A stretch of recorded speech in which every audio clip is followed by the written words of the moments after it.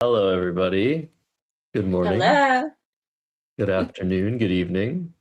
Hope everyone is well. Welcome to the 2026 Toronto School Scrabble Championships. What? Yay, I know. I didn't even know there was. No, I was going to say I didn't even know there was such a thing, but I think I did know. But we're here in Etobicoke. Well, I'm here in Montreal, you're in Ottawa, but the games are going to be played in Etobicoke, which is a far west neighborhood of the Greater Toronto area. And we got some teams ready for you guys to play.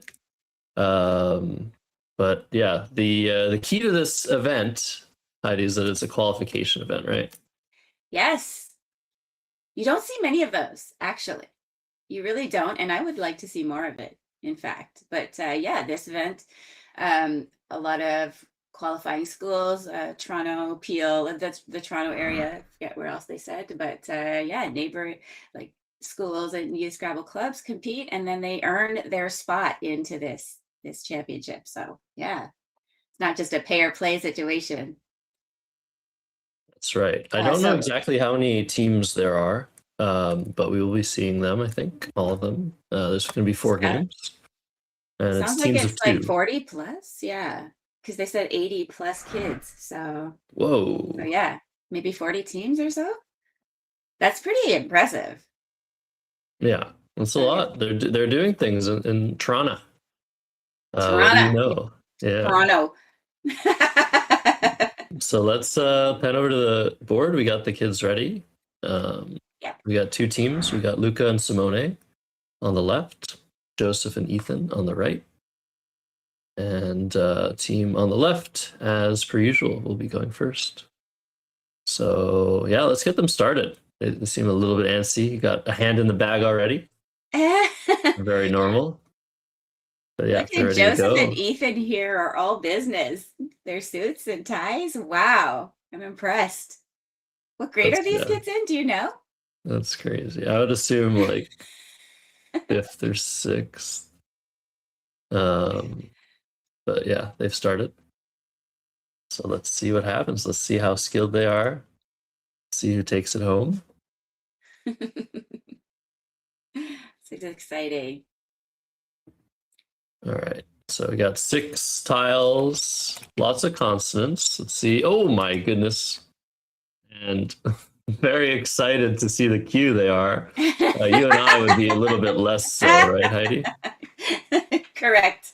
I think that's a very, very common thing. And that when you first starting out, you're like, Q is worth 10 points. Of course, I want that tile. And it's true that you do, starting out at that level where you don't know all the bingos and everything. Anyways, you don't know seven-letter words as much. And so uh, you're going to have to earn your points with the values of the tiles, most likely, and using them on those premium squares. So I think the Q early on is a very, very good tile to have. That's right. So we see the play of dark. Very quickly played, too. Well, the clock hadn't been started. I think it took them a minute or so. But Okay. we also see a high value tile on Joseph and Ethan's rack. So a little bit about all these participants. Um, so Luca is interested in not just Scrabble, but soccer. Simone is interested in hockey. I don't know who is who, but yeah, grade six on the left. Okay, that's what I thought. Okay. Um, Grade and eight. all Oh, that's why they're okay. That's why they're dapped up, as we say. Actually, probably no one says that. But yeah, so Dark was 18 points, and um, Joseph and Ethan are gonna try and use that. Yeah, use that J to good effect. Dark looks like a There's good play. a lot of firepower coming out early. We got the K on there, the J. We've got a Q on somebody's rack. We've got high point tiles on both racks here. All Canadians are interested in hockey, Eric in the chat says. They're asking about the lexicon. We're playing in the School Scrabble lexicon, so the same one as we saw earlier in the year for the School Scrabble Championships in Washington. But yeah, I'm not familiar with these teams, so it'll be interesting to see the level of play, how much word knowledge they have, what their strategy is like as teams. But yeah, that's the whole great thing about School Scrabble team play, is that you get a lot of different dynamics, right, Josh? Like the camaraderie, the different skill sets combining together, the teamwork, all of that. So it's very exciting to watch. Yeah. We see the play of WOR coming down, and I think there's a challenge that is happening. Clocks are stopped. Okay. This isn't a valid word, so it would come off the board if challenged. So let's just figure out who is who. So Luca is on the furthest left. Simone just to the right of Luca. We got Josh Greenway on camera. Hello, Josh Greenway. Our lovely producer, Josh, of Let's Play And Scrabble, streaming Scrabble for you guys all over the world and bringing you all the kids Scrabble. So he, like I said, he was in the School Scrabble Championship in Washington in March or April, March, not very long ago. And now we're doing this.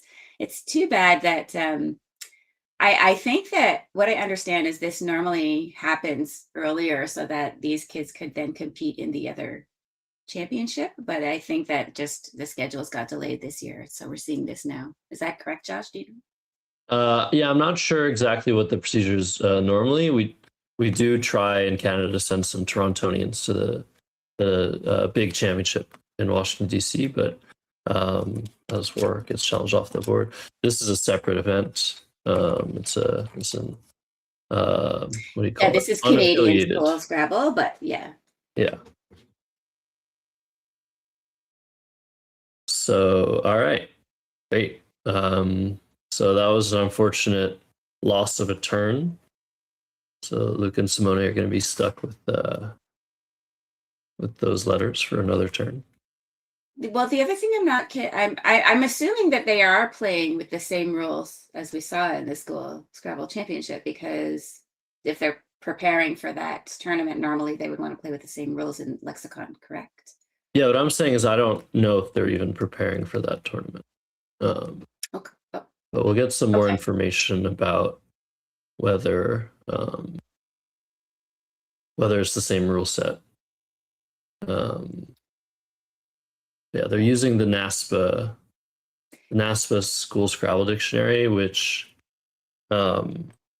makes sense because John Chu, as well as Sean Abassi, are very much involved with these sorts of things in the Greater Toronto area. Yeah, it's too bad we don't. Josh, you have a School Scrabble club in Montreal, correct? I think Christine Cardinal is running that. Yes. In your helping her. Yeah, that's something that we do during the school year.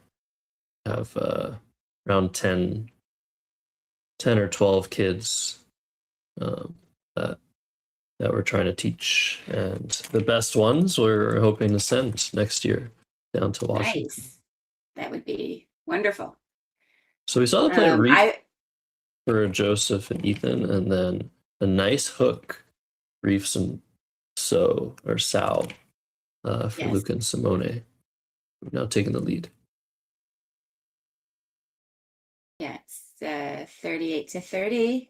Anybody's game, but look at Luca and Simone's rack here. No vowels. I wonder how they're going to deal with this. They can't even really play through any of the vowels on the board. They're all pretty much obstructed. So looks like they may need to exchange for their.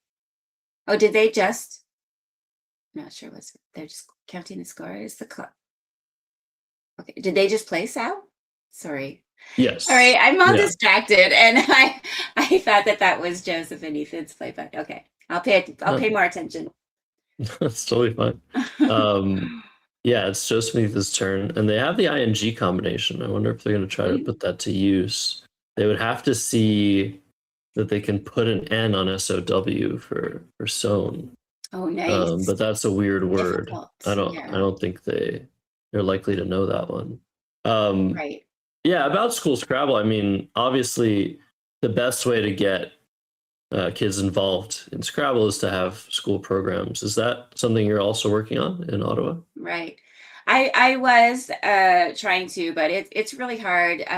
This is a kind of thing that takes a lot of volunteers to run, right? And so it's not really a one person show, especially when you've got a bunch of young kids coming in and needing to be supervised and all of that. And so I did try to start a little youth program out of the library. It was pretty good, but the I think that you need a dedicated program when you're doing something like this. And I just was one person going in for, an hour or two at the end of my work day. And so there wasn't a lot of time to prepare. So I've temporarily paused that, but I do hope that we can continue to get things up and running. And it just takes more people to help, right? So you need Mhm.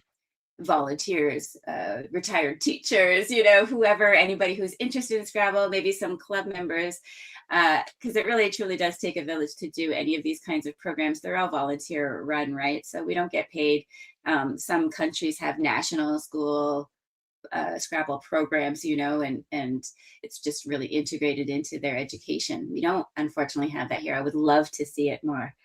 But yeah, something to try and advocate for in the future, I guess. And just in the meantime, we do the best we can with these volunteer run sort of events and just try to grow them as best we can. Absolutely. And Toronto has a very well integrated, I think, program. There's a lot going on in Mississauga. Sean Abassi is spearheading that, and John Chu in the I guess proper city proper of Toronto is doing stuff. And look at that link, and then Yeah, immediately bailed them out a QI little bit play. there. A Threw them lot, a yeah, lifeline. more than a little bit, yeah. That was they were very, very happy to see that. I'm sure 31 points when otherwise they were scoring nothing, like most likely in exchange there, if not for that lifeline of the eye thrown out in the middle. Yeah, one of the first things you unlearn in Scrabble is the high value tiles don't tend to be that good, but it really Right. does depend on the boards that develop and stuff like that. So sometimes the Yeah. queue can be extremely powerful in a situation like this where you just got a big place to play it, and in other Mhm. times you're just stuck with it for turns on end, and it's hard to sort of unlearn that just the Q is not a very good tile, especially when things like this happen. All you're going to remember is I Right. got QI for 31. That was my best score. Exactly.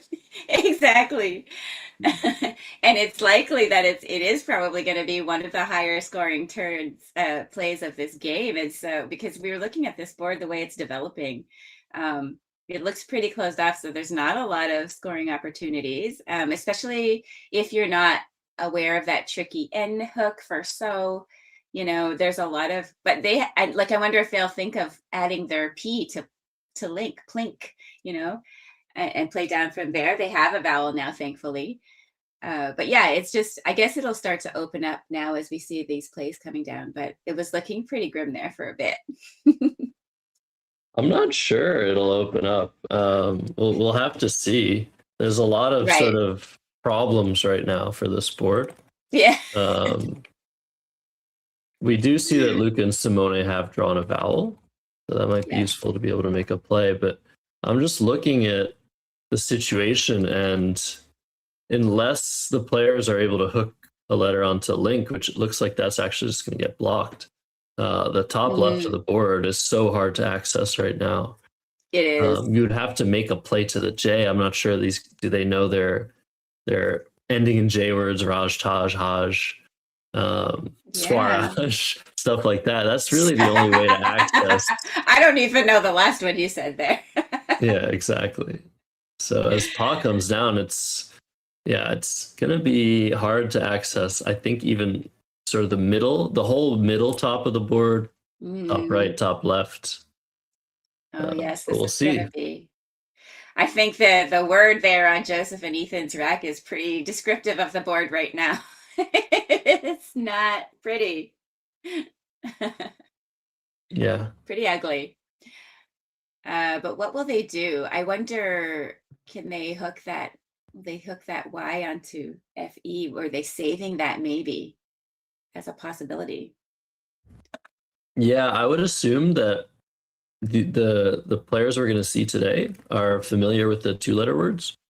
But anything longer than that, it's going to be a hard ask. You have to be really devoted to Scrabble, and a lot of these programs are sort of very recently Right. incepted into these schools.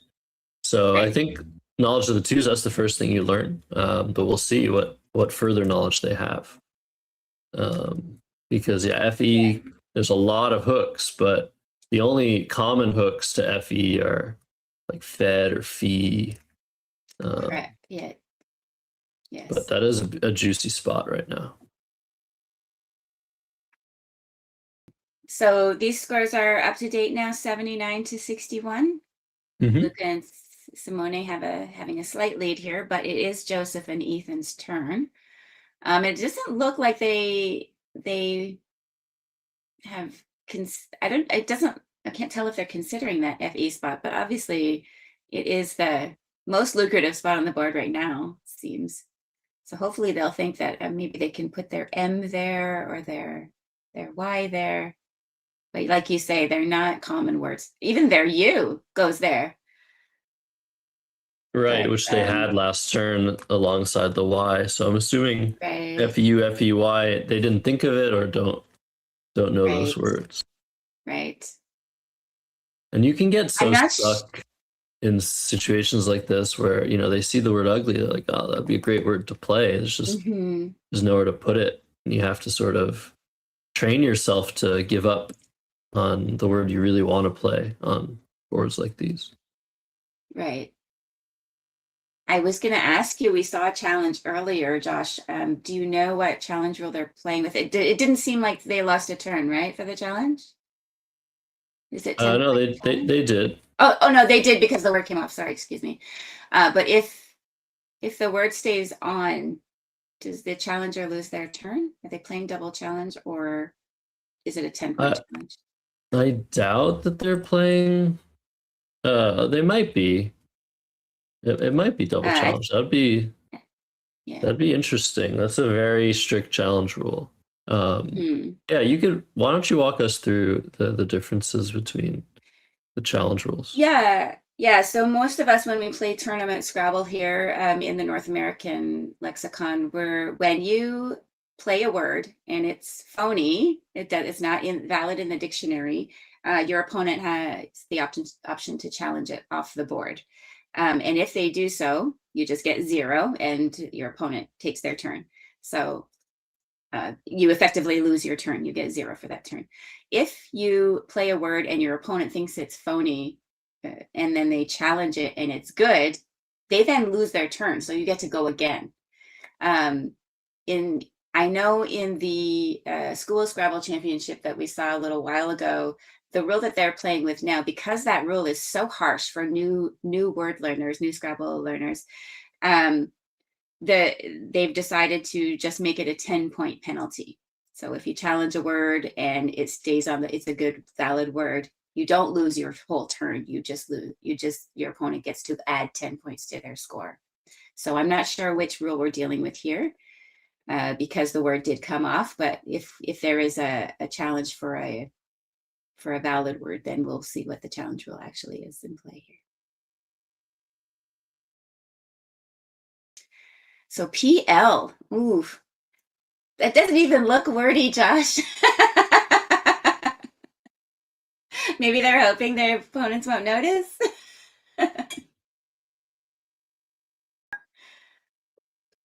Are you still there?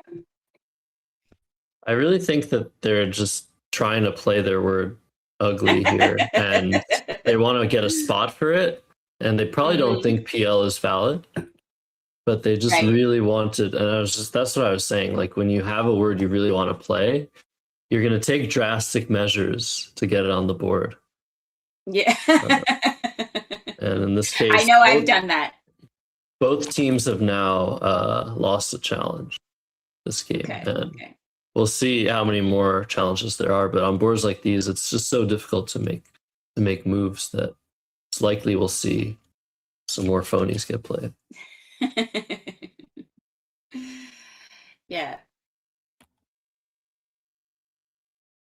This is where everybody starts, right, Josh? I mean, you have to learn how to, you have to try and learn new words, obviously longer words. Learn, how to make two words at once when you're playing, or two or three words. You have to try to make longer words, and I think that you realize that as you go along, that if you keep playing these just 2-letter words or 3-letter words, the board is going to end up looking like this very, very quickly, and then it becomes very hard to play. So I think as you develop your Scrabble skills, you're going to start to see this improve, right? You're going to start to see longer words. You're going to start to see the teams noticing, like, oh, wait, if I make this play, maybe, it's going to lead to a board shape that I don't really like, or I'm not good at dealing with, or whatever. So as you get better and better, you learn to control the board and shape the board a little bit more. Yeah, It's very, yeah. definitely. And I really think the best way to learn, especially in a game like Scrabble, is to fail time Yes. and time again. Yeah. And it's really just about doing things, and if it sticks, you keep doing them. Yeah. And if those things don't work, then you try other things. Really, a lot of trial and error. So we're getting to Yes. the bottom left of the board now. Beautiful The little staircase. Yeah, we tend to call this a staircase. You can see diagonally what's going on: the P, the M, the H, the P, the L, the Q, the J, the D.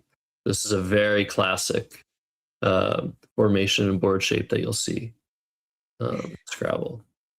And I Yeah. wanted to so we have confirmation that they are playing double challenge. I Okay. wanted to also mention Joseph and Ethan. I think Joseph's on the left, Ethan's on the right.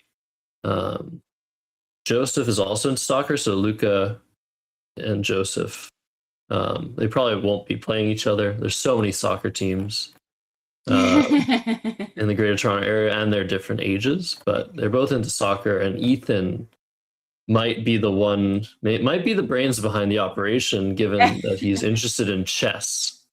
Ooh, And look what we see here. We finally see a hook nice. onto FE. That was a Very big, juicy nice. spot. And this is the biggest score of the game so far, 32 points for Wig. Wow. And that's Very going to nice. get them almost to 109, which is the score Luca and Simone have. And now, you're Luca and Simone, you finally got to the edge of the board, but at the price of keeping 5 constants every move. And the Right, likelihood yeah. of drawing 2 constants is pretty high, so they're going to be in a little bit of trouble here to try and make something happen. Yeah, I wonder if they'll think, oh Did you no, see that yikes, draw? Oh that's my brutal. goodness. I thought only I drew like that. Whoa. Ooh, Looks like Luca has spotted the L hook on jar. That's beautiful. that Play is. Jarl. I didn't even see that myself. I was looking at like links in the chat there. I was looking to sort of just play down hook and make something through the I there. But yeah, like biz or something would have been nice. But it's not an L, it's an S. Okay, Seg they've played. Oh, yeah. Sorry, why did I think they had an S? Or an L, excuse me. We're all struggling. So no, that's a great play. Seg showing knowledge of the 3-letter words and seeing the hook as Guy is the response. So now Joseph and Ethan have the lead. Right, and now it's looking pretty dire unless they know that they can play web and bin and new. Looks like it's going to be kind of hard to play. And you won't see them, I don't think, trying to, extend words already on the board, like maybe play something with HO, and go across, something like that, maybe. Yeah, I mean, at They some point, something's going to have to give here. It's really just so more and more difficult, increasingly difficult to make plays on this board. And we already see a result coming in. A couple Oh, other wow. players from the BVG school have already finished their game, and I can only imagine that game didn't go the full distance. Some of these kids Right. play extremely fast, Heidi, and you've seen it. We've Yes. all seen Yeah. it, but I imagine that a similar situation arose where neither team could find a play, but we'll have to get confirmation about that. We Yeah. also see the time difference. Speaking of time, Joseph and Ethan are 10 minutes down on the clock. Yeah. And But like it you might not say, matter. We'll see. I don't know how long these players have been playing together for, but we do know that they already qualified to play in this tournament. So they've already played within their schools or played regionally. And so they know what they're doing, but it looks like, maybe they're still figuring out, plays and words and maybe a little bit of teamwork going on. So yeah, and there's a lot. Denty. Scrabble is just a very, very complicated and difficult to master game. So you can play it at any level and you're always going to be learning. No matter how good you get at it, you're still learning. So we'll be seeing these kids for a while, I hope. Yeah, we'll see. We'll see we'll see who really makes it to the end. Yeah. Denty was not challenged. That is a pretty plausible word there. But it looks like Joseph and They're getting Ethan, they want to extend link. This is a really clever extension. yeah. The only issue is EPO. Yeah. That's not valid. So we'll see if Luke and Simone will challenge that off after getting away with their own phony. But you could see like how, with APO being a word, APO, EPO, maybe UPO, they all sort of look the same. And so you can put UPO, APO, maybe you can do EPO too, right? It's easy to get confused. And this is a great, just thinking of doing this extension here, D-Link, like what a creative and a great idea by Joseph and Ethan here. Yeah. But it's going to come off. Somebody's We see saying the challenge happening. they're challenging, yeah. And I think Every time they stand up on the right, on the left there, they stand up to make their plays, and I always think that something's happening. Like they are challenging at this moment. That's right. So yeah, D-Link is going to come off. But as you can see in the scroll text, it is a word. It's just that the word that Yes. it made EPO is not. Yes, and somebody not pointing out in valid. the chat that EPOS is also good. So very easy to get confused there. Like why would EPOS be a word but not EPO? So if you knew that, you knew EPOS, it would be even easier to make that mistake. And there was a ruling as well that because Joseph and Ethan didn't commit their play, Oh, that there was no challenge. oh, So instead of losing their turn, they get to go again because Joseph and Ethan did not hit their clock, which signals the end of their play. So they're getting a second chance here. They were probably wanting to commit, but here we go. So Mild is coming down, but Za is going to be the response, and now it'd be so difficult. Come back here. Such a large deficit for this board, almost 30 points. Three eyes. Things are looking really tough. I very much wonder. There are a couple ways back. Yeah. Into the game. Now, one of the ways back is to open the board. And to do that, you need like I said, knowledge of words like Hajj, which actually Joseph and Ethan have just drawn. Yeah.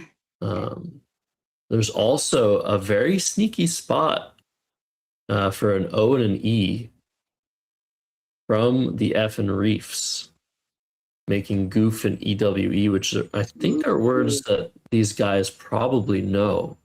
But that would score 34 points by itself. Wow. Would propel probably either team into the lead if they draw the correct tiles. And the last chance as well is that triple, that bottom middle triple. Mild opened a spot for a longer word starting with a vowel, or maybe even underlapping pole. Yes.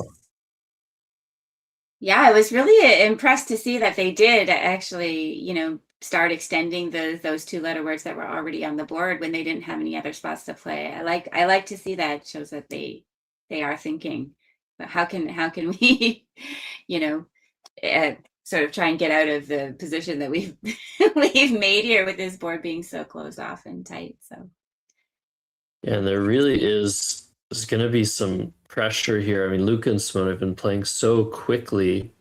So we're seeing easy, which is a word that I think is very much in the vocabulary of all of these kids, but is not a valid Scrabble word yet. We'll see. One day, maybe it will be. Right. So this one was committed and will be challenged off. Yes, and you did note earlier that when we thought there was a challenge going on, it wasn't in fact a challenge. They were just reviewing the timing, like you said, so they got to go again. But yes, the easy did come off the board, and so they're stuck with those. What did they play making easy? Just HE. Yeah, which would have been a nice 20 points if it were valid. And it's very impressive. Look how quickly, I mean, Luke and Simone are making decisions very quickly. Their teamwork seems to be pretty good here. And the time pressure and also the word knowledge, despite being 2 years, Joseph and Ethan's juniors. Right. So and I think, they're just, they don't, all they have to do here really is just to keep playing quickly and put that timing pressure on their opponents, because with a tight board like this, it is so hard to make and see plays, right? And so Joseph and Ethan are just going to have to, sort of just knuckle down for a second and say, okay, how can I open this board? How can we make spots for ourselves? Like if they notice that, you know what? I was thinking they could play DI, but they can't even do that. I was thinking maybe they could play higher to the RE there, but no, DI is not a word. So, but you could see them try it. We've seen a lot of hopeful attempts at words, and we haven't always seen them challenge. So, nice. Just dropping that E. Yeah, they dropped the N first, and HIN is a really obscure word. So Joseph and Ethan did challenge that, but they were wrong. Right. So they did lose their turn. We do see the first unsuccessful challenge. Okay. And now the lead is increased to 193 to 139. Wow. Time is of the essence. Yeah, they could play pair. Oh, wow. And I think this tournament has a spread cap of 100 points. But they're playing the right letters with the wrong spot. Don't go. No. Put it up. Just remember. Maybe they're going to remember that they... Oh, Atch. Oh, they're so close. They already hit their clock. Oh, that's too bad. So close. So Luca and Simone really dominating this game so far with the challenges, with the word knowledge. They're popping off a little bit. They're very excited here. Yeah. They've just drawn a dance there. By the way, they've just drawn it. They drew an E, which was super great to be able to continue make pain and pull. And now they've drawn an S. No, don't do that. And they're going to play Zaz and SE? Is that what they're going to do? Because that's also an unacceptable two-letter word.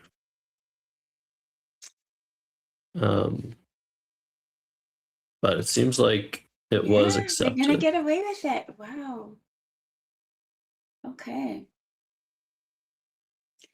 It's hard to keep all those two-letter words straight, and it's taken me a long time just to learn the threes. I still don't know them all, but anybody else at my level of play usually, like, almost all of them know all of the three-letter words. I find it so difficult. And I think that, for Scrabble, there's different ways that you can be good at the game.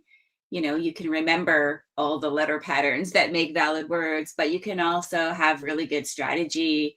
You can manage your racks and the board, or you can read your opponents. Like, there's all kinds of ways that you can be good at the game. And so I think that it's not always about word knowledge or studying or whatever. It's just coming in, having fun, and capitalizing on the things that you're good at, and then just as you go, you'll get better and pick up those other skills, right?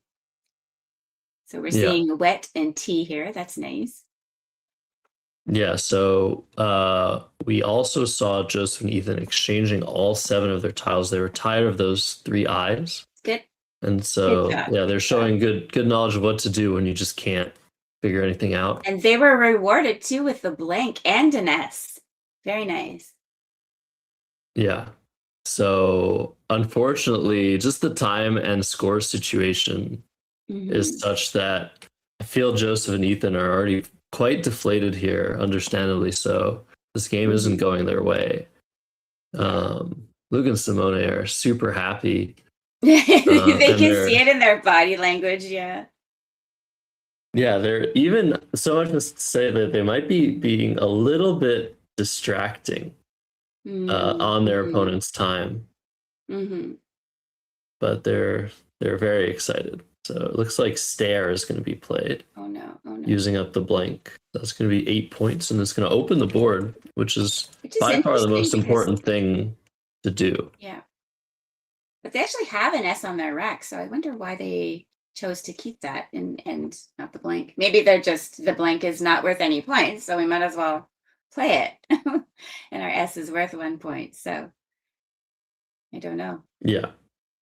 Yeah, so definitely if I were coaching these guys, I would mention that the blank is worth keeping, but it seems like Mhm. it's not an intuitive thing because it scores no No, points. right, exactly. And it's hard to deal with because you have to imagine what the letter can be, right? And that's not always easy to do that. And I think that especially, you get better at sort of abstract thinking as you get older. Like, so the younger you are, the more concrete your thinking is. And so it's easier to see an S than to imagine a blank to be an S, right? That's right. So I think that, yeah, in those cases it is, the blank isn't as valuable as it would be to somebody with more experience with it and knowing how to play with it, right? It's Exactly. the Yeah. same, yeah. I was just gonna say it's the And same. This Go ahead. Go ahead. well, just I mean the number one thing I think in this game is just the time. Like Joseph and Ethan are Mhm. under so Yeah, much time pressure that they just want to go yeah, with the first thing they see and agree to. And remember, these sure, are yeah, teams of 2, so you have yeah. to sort of play with your teammate and make sure you both agree on the play That's a really good before point. making it. So I think just quick decision making is key, especially Luke and Simone demonstrating that very well. They're up 14 Yes, minutes on the clock. But Yen is a nice overlapping play by very Joseph nice, and very Ethan. nice. And not, again, I wouldn't. Well, I guess it's a currency. So maybe it's. I was just gonna say maybe it's not as obvious as some of these other words that they've played. So it's good. Yeah, it's one of the better plays in the position for sure. And Luke and Simone, despite being up, they don't really have the greatest tiles. So if Joseph and Ethan are able to play quickly and accurately and draw pretty well, they still have a chance. We'll see what they manage to draw. They drew another vowel in that A as no comes down for 14 for Mm, Luke and Simone. And they drew an M, so they can score with that if they find good plays. The question is YOM. I feel like that's some deep knowledge there to know that YO takes the M. So it's going to be tough. No, sometimes you just have to try stuff, right? Like we've seen a lot of shorter words that aren't valid stay on the board, and so I think it would behoove them to maybe try hooking yo with that M, make a play down, but I don't know. They don't have a lot of time. They need to make a decision, and like you say, that's just really, really hard when you're also working with another person. So I don't envy them in this position. And it's hard too when those letters look pretty nice. You're like, maybe we can find a nice play and try to catch up. But yeah, they're going to have to make a decision quickly here. Yeah, I feel like just after that play of NO, just not giving them obvious options. This is sort of the end for Joseph and Ethan.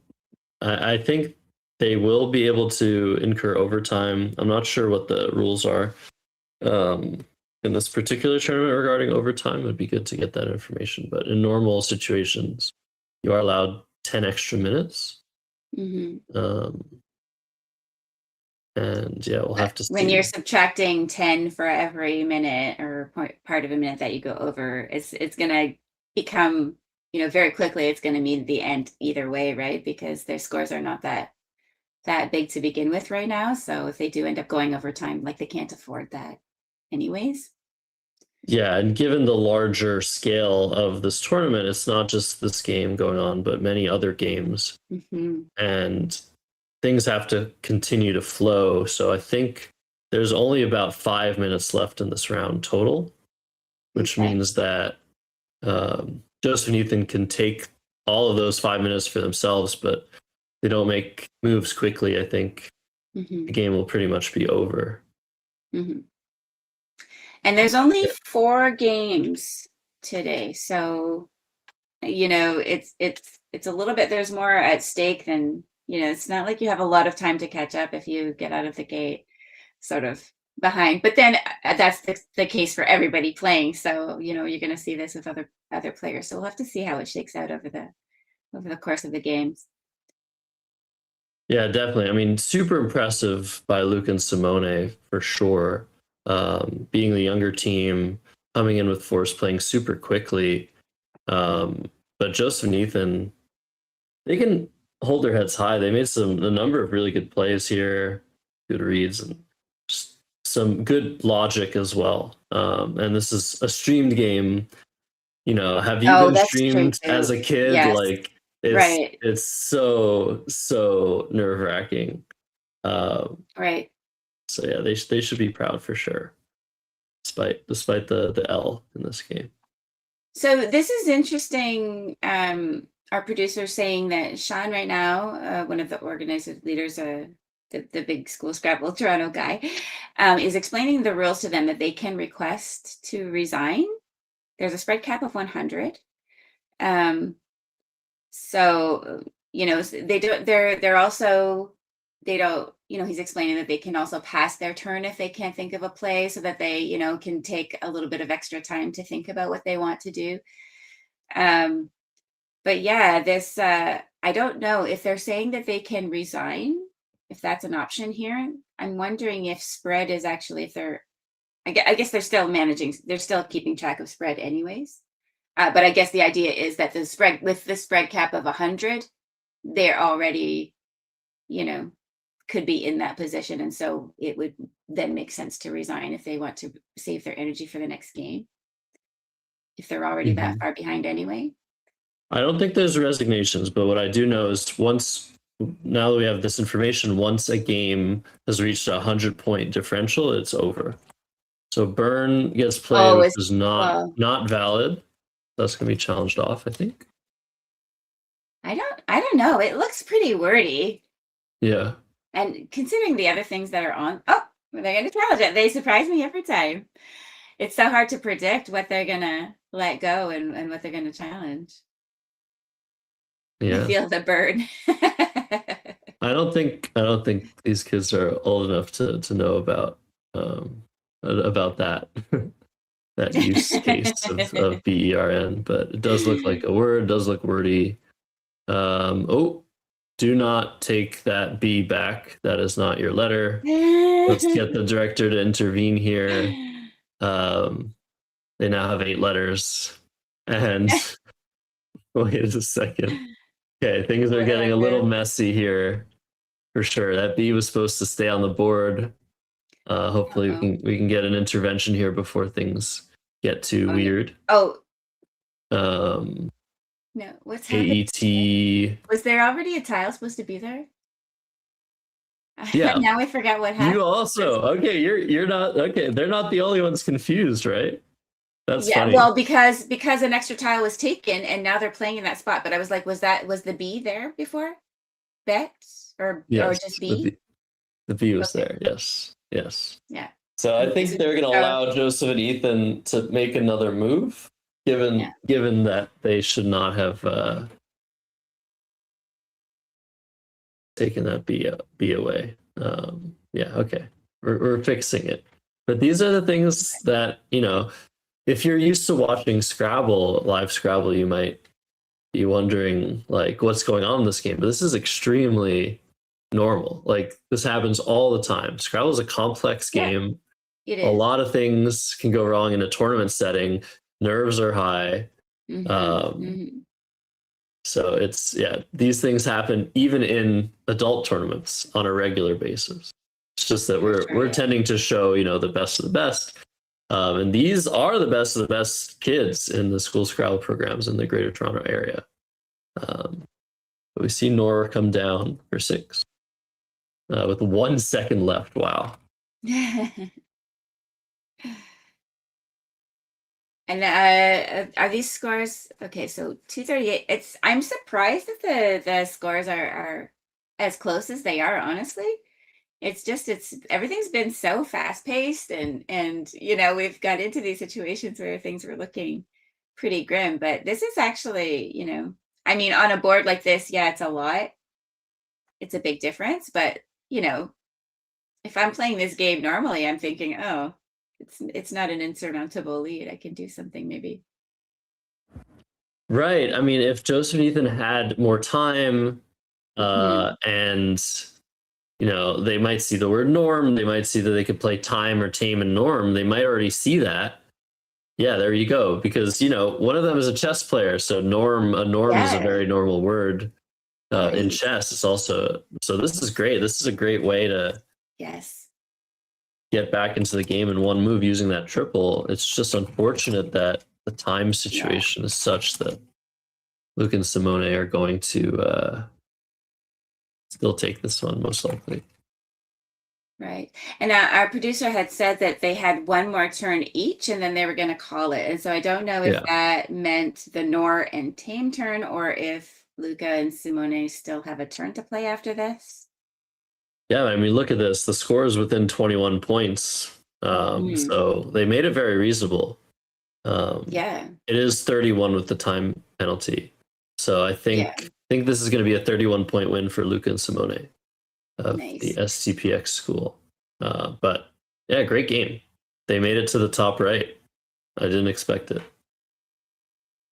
Yeah, let's go to the overhead mic and see if they have anything to say. The luck when the game ends. The luck when the game ends. Yeah. I'm probably 10 points, so not that close. So don't feel bad. So I have a question. Isn't it going to be like into negatives? How long for each minute? Every minute you lose 10 points. But I start from -0 1, so you already lose 10 points. It's 1 second, so you do 1 second. Oh. So instead of 23, they have 20. What's the score? You so now we have 223 to 229. So it'll we be 213. So overtime penalty minus 10 total. It's luck is horrible. So you guys agree 213, 229? Yeah. And the luck after the game ends. No, you can put the tiles back in the bag. The luck after the game ends. We're down by 6. Yeah, we're not going to so hard. We were supposed to be down by 6. Oh my gosh. Yeah, GG. Nice friendly Yeah, you both handshake got there. And then Good sportsmanship. We heard a couple things there. Why don't we come back while they are clearing the board there? But yeah, we heard a couple of things there. One was that they were lamenting that they had started to get new tiles right at the end of the game. Just as I saw that blank that had come onto their rack again. Yeah, and then I don't know, were you able to hear some of the audio? It was a little bit hard to catch there, but did they have, I feel like the scores they had were different than what we had, and maybe a little bit even closer than what we that's another had. thing. Like we're able to ascertain the exact scores here. We have programs running it for us, but another thing you have to do in tournament setting is, keep score, make sure you're scoring your plays and your opponent's plays are the right scores. So they actually had a very close score after the play of Tame, the final play. They had 223 for Luca and Simone to 219 for actually no, they had 229 for Luca and Simone to 223 for Joseph and Ethan, and Joseph and Ethan lost 10 points. So 213 to 229, I think, is going to be the final score recorded here, which is only a 16-point difference. And yeah, if they just played a little bit faster, had one more turn, suddenly they would have been back in the game. And that's what's really cool about Scrabble. You might be down and out early on, but with the right letters and right opportunities, you can come back. So it's very, very impressive with time pressure, especially. Yeah, that was crazy. And we saw a lot of it. So the actual physical setup of the board, like, is such that these are kids, and they're not fully sized, and so you saw the one team there standing up every time to make their play, right, to reach the board. Like, it's just funny, all these other little considerations that you have, and Luca and Simone there definitely managed all of those things very, very well, playing very quickly. Just they were in commanding position the whole way through. But like you say, the other team was also did a lot of really great things there, and I can't believe that it was so close at the end.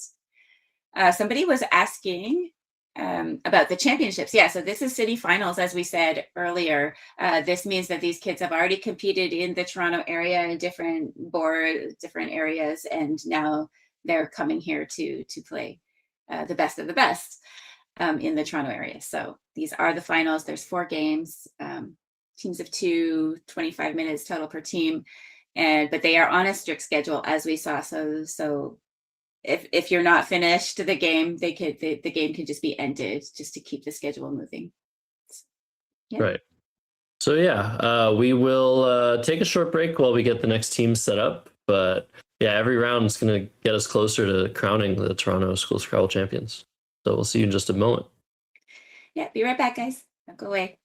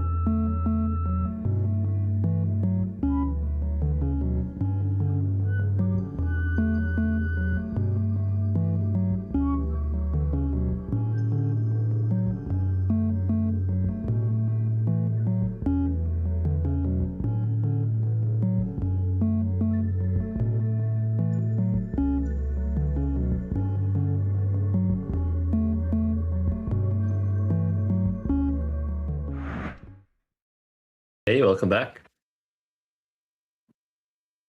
We're back. Oh, well, I guess we should introduce ourselves again. Yeah, sorry for the long break, everybody. We're getting everything figured out over here. Josh Sokol here with Heidi Robertson. We have our socials, I guess, underneath us if you want to check us out. We have round 2 ready for you. So we have Amanda and Isla versus Toby and Manya. We're going to get those names fixed. I fixed mine on my end, at least. But we'll set those up.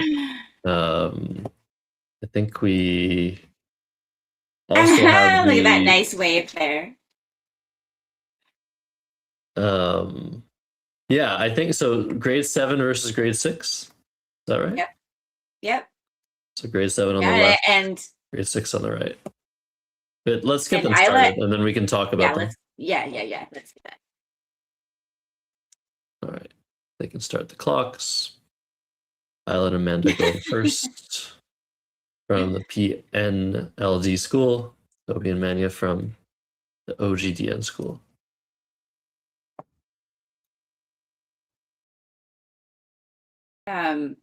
Isla and Amanda, apparently their favorite subject is math, and we know that that is a huge asset in Scrabble. So and they may have been in this for a while now, I hope. So maybe we'll see some exciting stuff here in this game. I mean, it's always exciting. There's always good stuff to see. And then Toby and Manya, this was funny. What did they say? That Manya's favorite subject was science, and Toby's favorite subject was dismissal. That's funny. So some humor there. I don't believe Ribs is the opening play for 12. So yeah, using up that S for only 2 points, probably not the greatest thing. But we might see a situation now to play like Ribs. And I hope their parents are watching, or their friends, or whoever, because that's the second wave we've seen. Yeah, hopefully they're watching. Here where the board could potentially be more open than the last game with the opening play like Ribs.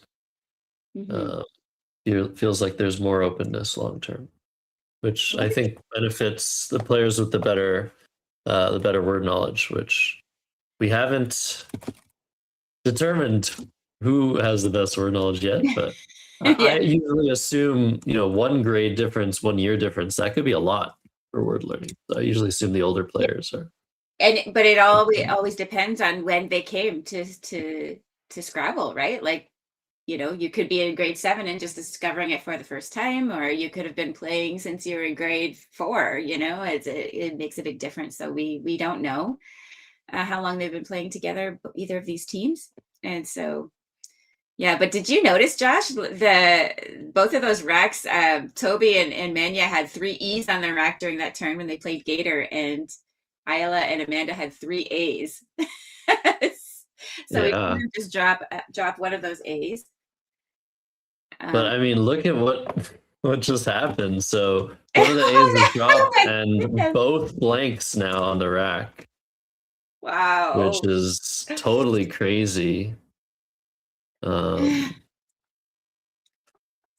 Toby and Manya thinking about playing Doug with UA, which would form an invalid 2. But AA, that's the first word in the dictionary. So depending on, I don't know, how the upbringing into Scrabble worked for these kids, like, that's the first word I learned. I saw a Scrabble dictionary, I opened it, and there's AA, and I'm like, what is that? Yeah. It's funny that they didn't think that they could play it both ways, get another one of those A's off their rack.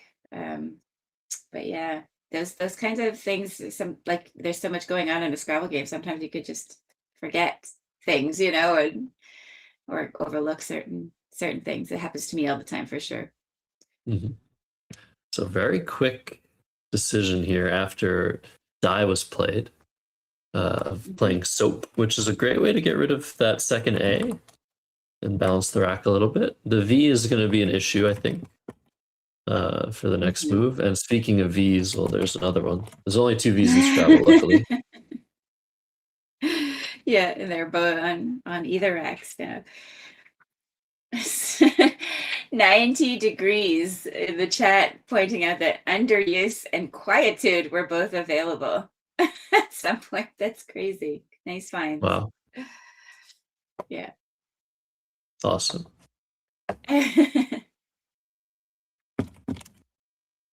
So I can't really tell what their letters are when they put them up like that, but this is a cute little strategy they have, to try and visualize their plays. So they're putting their tiles up so that their opponents can't see, but they can sort of visualize it on the board before they decide what they want to do. So they're going with, we have to see what that blank is, but could be a number of different things. Wonder what they're going to go with. Oh, it flashed quickly, but I didn't see. Did you see? No, just give me a moment. I'm just trying to get things set up here. Okay. So it was a G, gave. Okay. And very quickly, this is the thing about these kids, they all play lightning fast, it seems to me. We had one of the former School Scrabble champions at our Ottawa club starting with us at the age of 9, and he used to play so fast. And now he's a young adult and 19 or 18 or 19 or something. And yeah, he's slowed down considerably, takes his time. But they've played vague very quickly here. It's a nice play. And we'll have to see what Toby and Menya are going to respond with. Still haven't gotten rid of any of those U's on their rack, which can be hard to use sometimes. Yeah, and they probably didn't know Av. Or again, like sometimes you just think making a longer word is better, and so gave is better than Ave. I don't know. That can definitely be a thought process. Like Scrabble is a word game. Longer words maybe are better words. I don't know. I think that's how I used to play when I first started out, trying to make the longest words that I can. So we see gate here. 15 points. What they're just gonna drop cat. I just cannot believe the speed with which they are playing. Just as soon as it's their turn, they're plunking something down and hitting the clock. So cat for 12. Good idea. They got that cue off their rack right away. You don't always see that. Some people, some teams like to save it till they get a U that they can play with because they want to score more points. But yeah, this is good. Yeah, I just want to mention, sorry if I was just getting everything set up because they're playing so fast and Yeah. had to, hopefully I fixed Toby's name. At first thought it was Tobey, but now I think Right. Tobey is the Right. is the spelling. But the play of vague was so nice. Like playing through the G and making AA. Yes. Like that was Very nice. That was Yes. very impressive. And maybe that's what they were thinking of when they didn't play AA to begin with. Maybe they wanted that hook to remain for themselves so that they could play through it later. Yeah, like I said, this board is a lot more open than the previous one, just given, I think, the opening play sort of forking things in a way that this is sort of the natural progression of things. So look, go ahead. I was gonna say, look at Toby. They've got, it looks like Qubit lined up on their rack. What a nice find. That's what they're thinking of. Am I right? Am I making things up? Qubit? That's a word, isn't it? That is, but they might be thinking of the more normal C spelling, because that would play with cribs. So that would be really, really cool. Good one. Our director is giving us snippets of conversation at the board. Isla says the math isn't mathing, and Toby said, "Is the math not mathing, or is the brain not braining?" And Isla said, "Both." It is hard to keep track of everything when you're playing. It's adding and counting everything up, and is a very, very, very challenging in the early stages of Scrabble. So Ooh, kudos to these guys. look What do you at think, that Ryan? find. They're thinking of what was playing it? Orbit with the blank from the O. Ooh.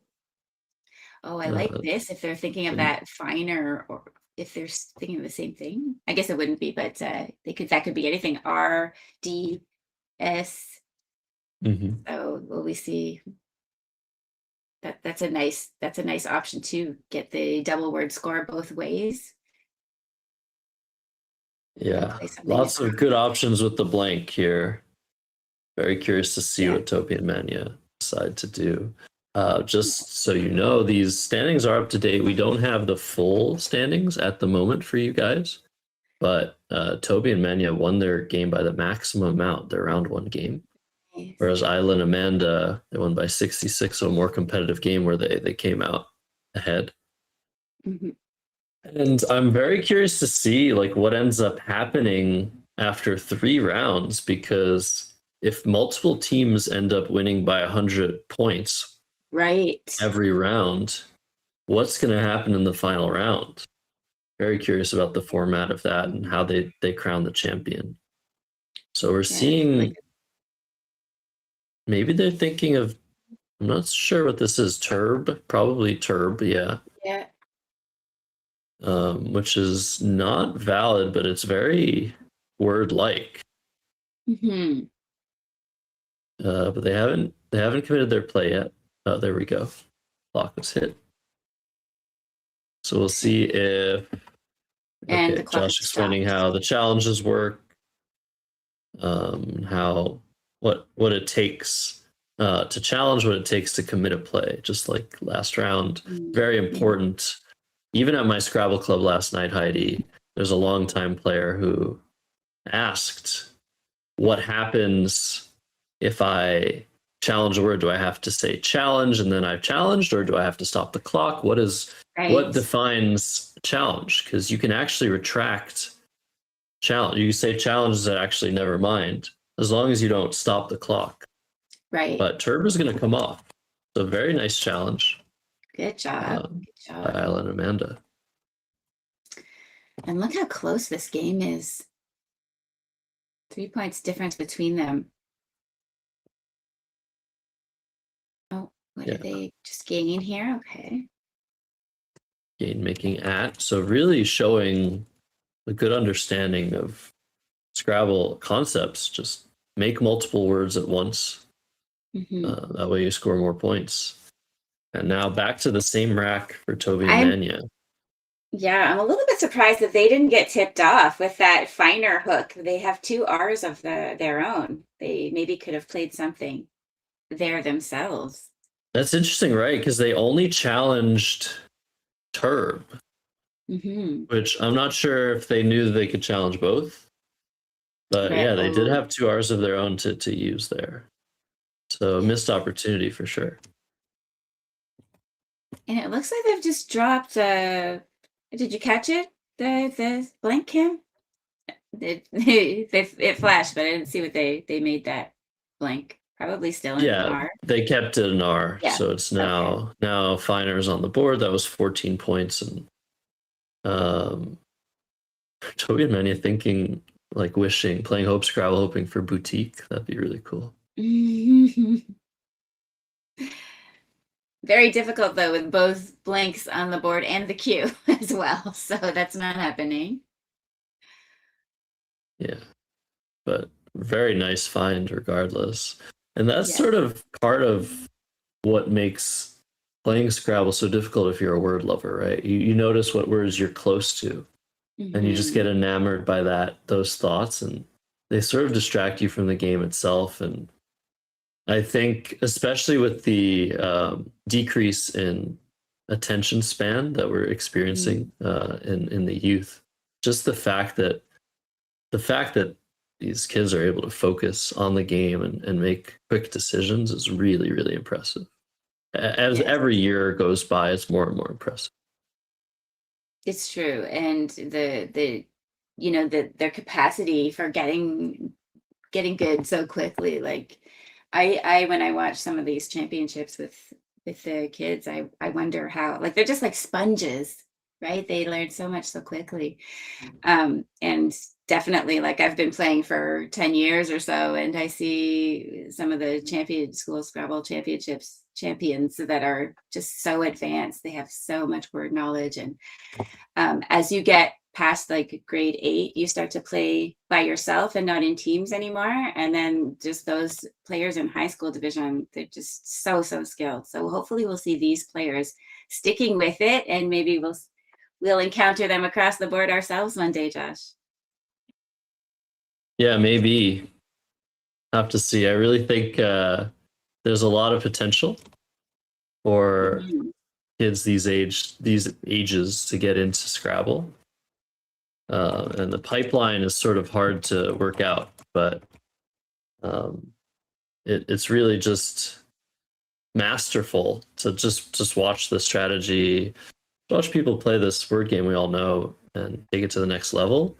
But then you go back to, the origin of where you got started. When did you start playing Scrabble? And for a lot of people, they took onto it later in life. But for others, as kids playing it, it doesn't mean that, like, oh, well, if they're playing Scrabble now, they should go straight to playing tournaments. It's just something that they did in their youth. A lot of people played Scrabble when they were kids, and then after school, after going to high school, even after going to university, decided to pick it up and start playing at a club when they had more time, more free time. So we could see, I mean, there's a lot of people that play Scrabble now that stopped playing, that took extended breaks in their youth, but were actually players in School Scrabble many years ago. Yeah, it's so true that this, as I said before, this is a game that you can play at any level, at any age, at any time in your life. And it's something I think that a lot of people love to come back to, right? So we've had a player who used to play in Kenya 20 years ago or whatever, and he's now a member of our Ottawa club after raising kids and all of this stuff, and finally having the time to get back into it. So yeah, we do. If we leave, I don't know, you see a lot of people come back because it's such a great game. And I was going to say, Josh, too, that one of the things is that now we have all of this Scrabble streaming. And so, people can see themselves, kids can see themselves like, oh, look, there's championships, there's Scrabble championships. I didn't see any such things when I was their age. So this is great. They're qualified. They're playing for all kinds of trophies and prizes and whatever. There's awards for things like sportsmanship and great plays. So it's not just about being the best. There's prizes for just being a good teammate, making a super creative play. There's all kinds of ways that you can get rewarded in this game. But obviously the biggest reward is just, the friendships and the teamwork and whatever that you see, the friends that you make along the way. So yeah, it's such a great thing. I'm so passionate about School Scrabble, and I would love to see more of it. And one of the ways that you guys can help us watching is just to like the video, subscribe, share. The more people that get eyes on Scrabble, the more kids know that it exists and want to come and start playing with us. So if you haven't already, please like the video and subscribe. We would love that. Yeah, thanks everybody for watching and doing all those things. Especially huge thanks to the Let's Play Scrabble super friends that help this channel survive and thrive. There is a website you guys can go to. I can post in the chat. Schoolscrabble.ca for more information. You can copy that link and paste it into the URL. We're seeing some really good decisions from both of the teams here, unduplicating letters, taking out the scoring spots. W Manu just took out that triple. Rip was a play that unduplicated the I's. OWWE, a nice scoring play. Red was also just a play that demonstrates that these kids know about duplicates. Duplicates are really bad. And they want to get rid of them. So yeah, great job. And Gunk, very nice find through the blank, making up. Toby Manu just need to commit that play. Oh, yes. Clock's still running, but there we go. Yeah, nice job. Good job. So what's this the X, do here? what do you do with Yeah. it? Yeah. That's what I'm. Oh, can they play? No, they can't. For a second, I was looking at this XU spot beside put that just got played, but I don't see a way that they can make an X word. They don't have the right letters on their rack. Yeah, that's right. Yeah. I mean, a crazy play that was available last turn was Hex, OH, and XI. But instead, we're seeing Kid here, which makes a lot of sense.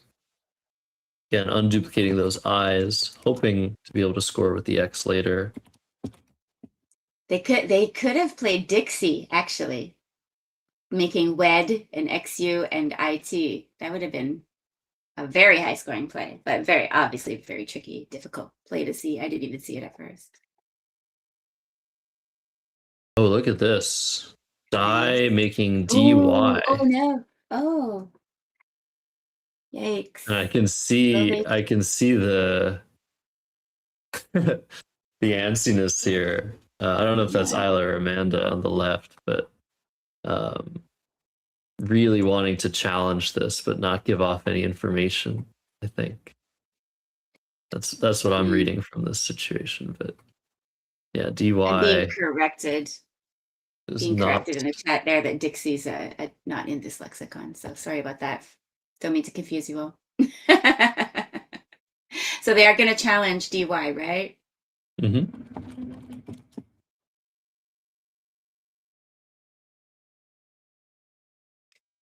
Yeah, that would have been 32 points. It would have been a great play, but Ooh, yeah. ID and DY are the words being challenged here, which is really cool. I wonder if Isla and Amanda know that ID is a word, Right. but they want to challenge both twos just to obscure which one. This is such a good strategical concept in double challenge. You challenge all of the words. I mean, obviously everyone knows that DYE is a word, but ID and DY, Toby and Mania might not know which one is invalid, and they might try DY again and lose a turn again. Hilt, what a play. What is this word knowledge? Is that a normal word? It's a very, I mean, maybe they watch fantasy movies or something and know it, like your sword goes into your hilt. I don't know, but yeah, that's they're showing very good word knowledge, I think, generally speaking. So I don't know if that's coming from real world knowledge or studying or playing a lot of Scrabble or what, but it's great to see either way. Oh my gosh, they are so close to finding an amazing word. So they found the Y hook on gunk or gunky, but they almost have tiredly set up. They had, oh my goodness. They're going to play tidy and gunky, which is a fantastic play. They could have actually gotten a bingo if they had just thought to reverse those tiles. But this is a great play. What is, I don't even see it. What is it? Yeah, you'd have to have it just lined up tiredly. Oh, tiredly. Right. Oh my goodness. Which, it kind of doesn't even sound like a word, to be honest. Yeah, like, I'm tired, but tiredly. Yeah. Guess I woke up tiredly. I tiredly, I don't know, got out of bed, dragged myself out of bed. All right, so a quick jot here. Jut may be slightly better there to get rid of the U. But Toby and Mania, I think, have drawn an S and are thinking about how to maximize that spot. There we go. Reels. Keeping OI. That's a big score there. 29 points.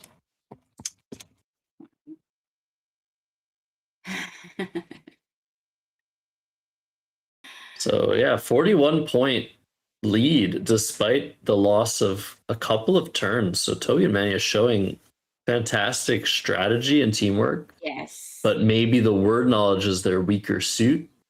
Isla and Amanda definitely challenging off all of those all those phonies, but perhaps not coming up with the highest scoring options available to them. Right. And it's tricky. I mean, I don't fault them for sure. It's there are so many things to think about at any different point. I'm sorry, I sound like a broken record, but it's just if you do think about all the things that these kids are juggling at once, just playing a game of Scrabble, it's a lot. They've got to manage the score. They've got to make sure they count right. I don't even know. Like, I'm still bad at checking if my opponents counted their scores correctly. So that's probably. And given the how fast they're playing, I don't think that there's a lot of checking the opponent's scores going on. But yeah, just, is this a word? Is this not a word? Coordinating with your opponent to see that both of you want to do the same thing. There's just an awful lot going on. So kudos to these kids, who can juggle it all and manage it all. And it's also such a lot of fun, right? When you get just the right play, or you do something super cool on the board, it's nice to look at this. Dojo through the D and the J. Crazy. What an incredible find. That play of Dune blocked colonize. I just wanted to mention to the E of reels, which I wonder if Toby and Mania would have found. But Dojo is such a strong play, playing between the disconnected tiles. Yeah, this is really, really impressive. No wonder that they're 1-0 plus 100 there.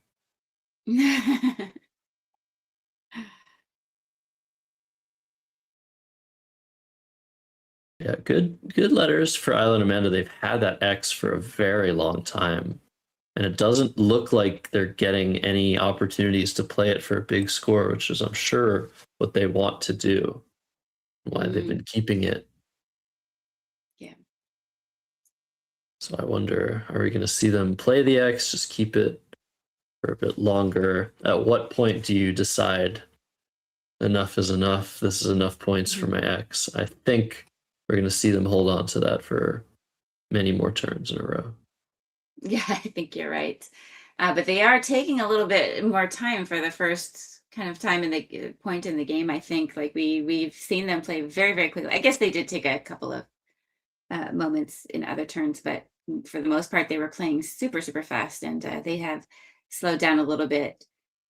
Maybe as the board gets kind of harder to play on as well. We see another wave there from, I think they told us who was in the orange. Amanda. Amanda's in the orange, yeah. Hi, Amanda. Good job. Mania looks so tiny. Yes. I can relate. So Mania's on the left. On the right, but on the left in the red. Mm-hmm. So AH was played for lack of a better play, and Za now is the response. A very nice way to just dump that set. So pretty big deficit now, 61 points between the two teams. And yeah, Isla and Amanda haven't drawn another vowel, so they're going to be struggling a little bit here. 10 minutes left in this game, by the way. So although clocks are set for 25 minutes apiece, we do have a strict schedule to adhere to. This is a school day. Yeah. And all these kids they're sort of on a class trip.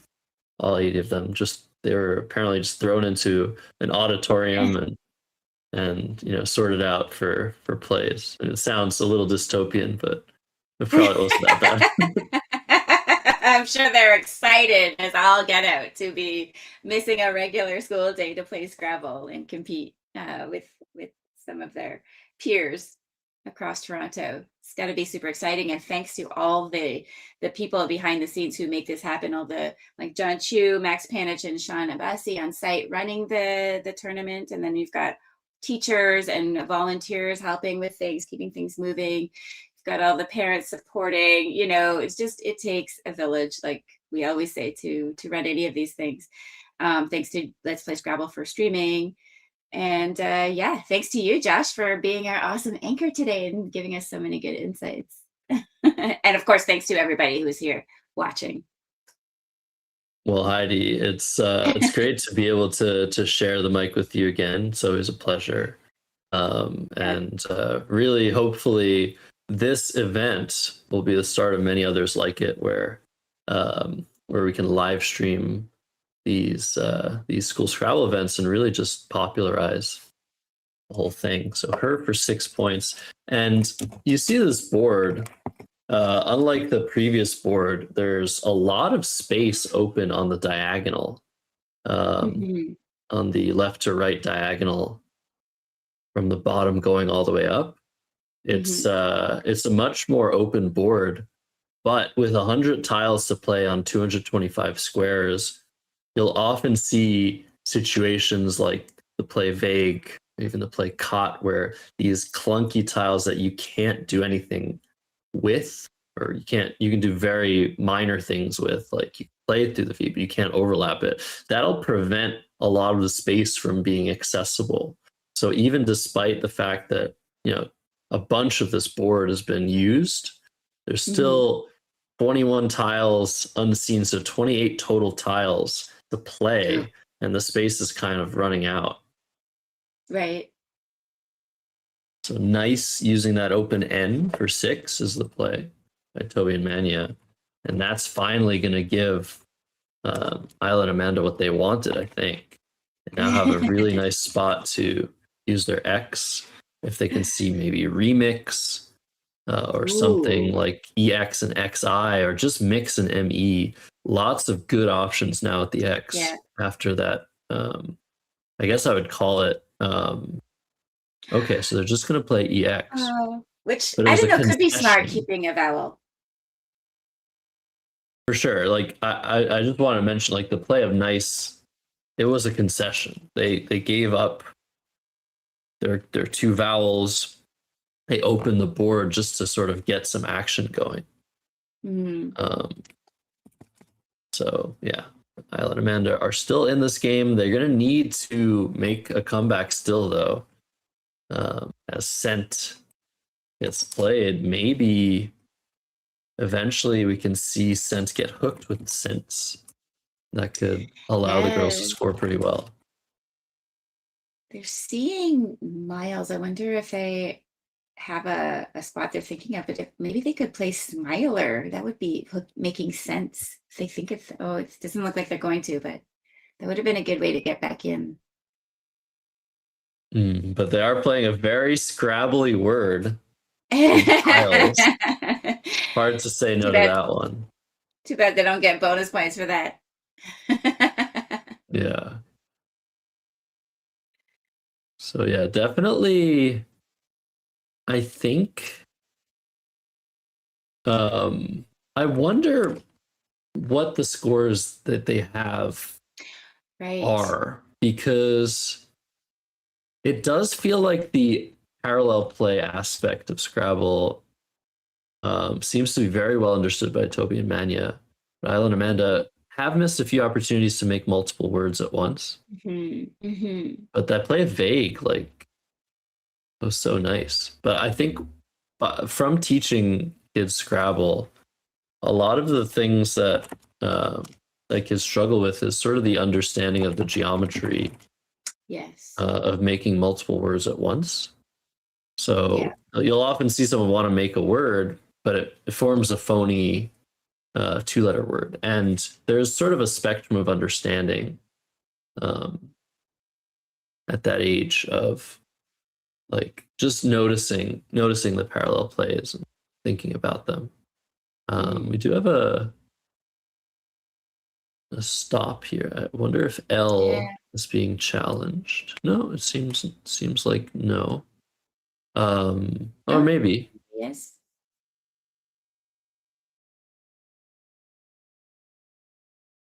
Yeah, maybe. But EL is being challenged. And now they're getting an extra turn. Yeah, that might be the dagger for Amanda and Isla in this particular game. Although they've been playing very, very well. It seems like we're in the end game, and Toby and Manny are now getting another move. Yeah. There's a couple minutes left to the round. 4 minutes. So I wonder if they're going to finish the game. That'd be really cool. But Mhm. yeah, with almost 100 points between the two teams now, I think we're going to see Toby and Mania take this one. Yeah, and what are they going to play? I wonder.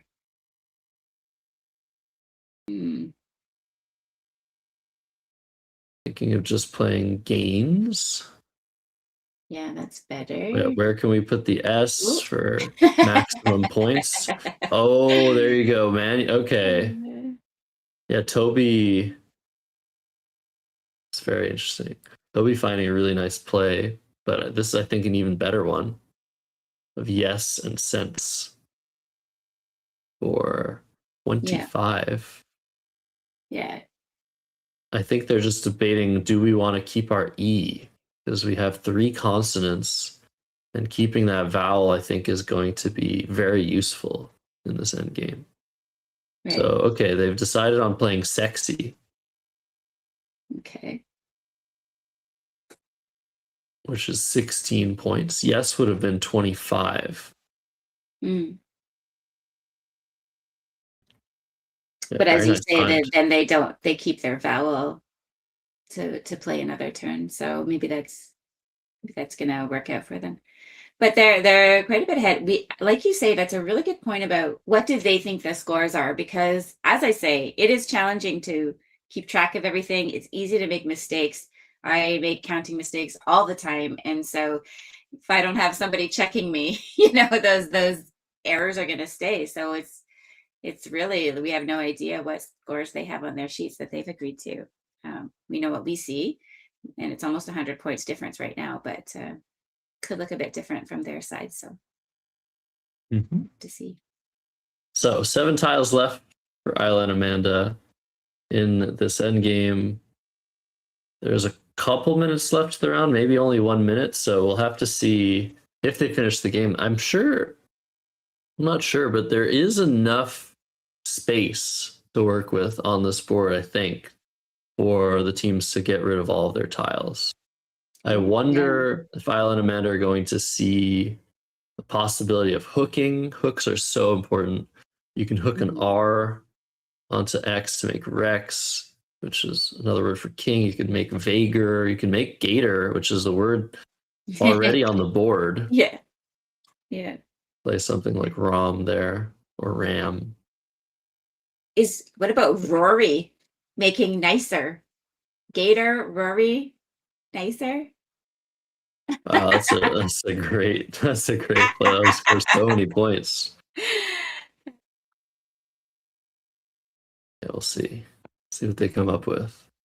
And I think they do have to act quickly, since it was around 10 minutes ago that we heard the 10-minute warning. Right. But we're going to try to get them to finish. So DO is on the board. So that would be 3 points. Just demonstrating like how difficult it is at this point to find where to go. Yeah. Ooh. And wow. What a beautiful play. Was that Toby's plan all along? I It think must have so. been incredible. That's a huge score for Cry, forming nicer, getting the double word both ways. That's great. I think that's the best play we've seen so far. Yeah, 30 points. All right. Yep. Nice job. All right, committed. Very good. So that brings them over the 300 point mark. Yeah,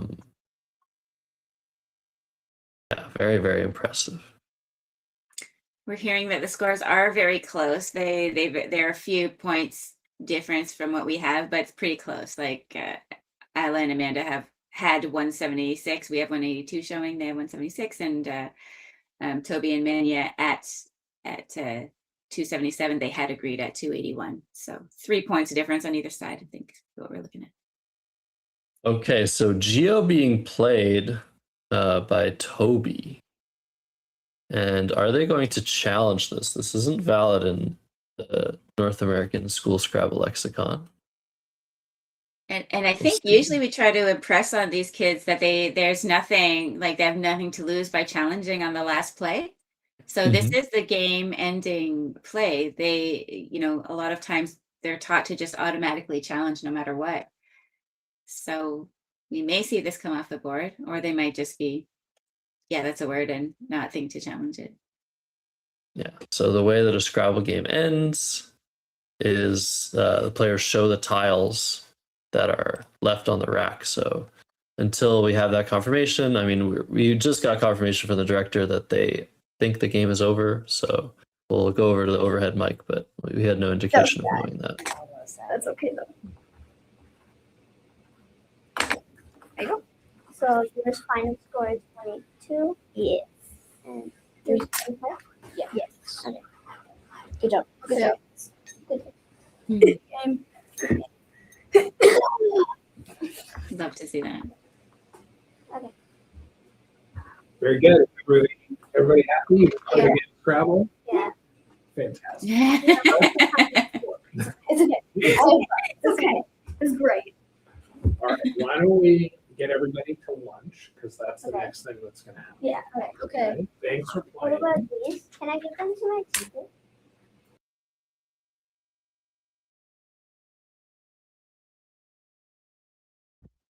All right. Discussing lunch. I think Manny wanting to know where, if she can keep the score sheet, she can give it to her teacher. That's very cute. It's adorable. Oh my god. So there will be a lunch break then. I think probably not too long. Yeah, But we will be back after that for the final 2 rounds of the day. I think it'll probably be a pretty quick turnaround, so don't go far. But yeah, this is the Toronto School Scrabble Championship 2026, or I guess first semester, bimester of 2026. There may be others. It's not a the name isn't proprietary yet, I think, Heidi. Oh, I see. Well, either way, that's where we're watching, and yeah, we're coming back at 12:10, I think, is what we're hearing. So yeah, guys should grab yourself a snack and meet us back here at 10 after. Will do.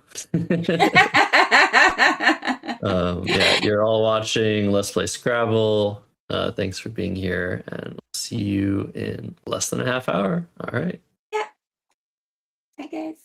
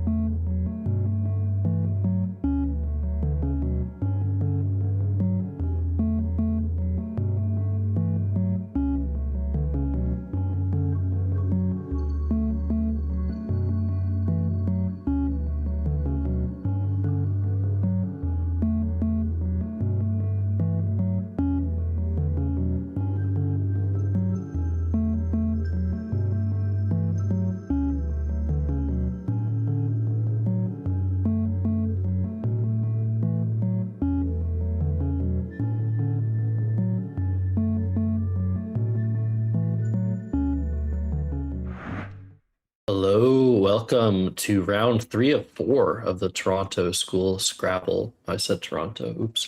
Toronto School Scrabble Championships. I'm Josh Shokel here with Heidi Robertson. This is getting very interesting. We have two very strong teams here, Heidi. Oh, are you muted?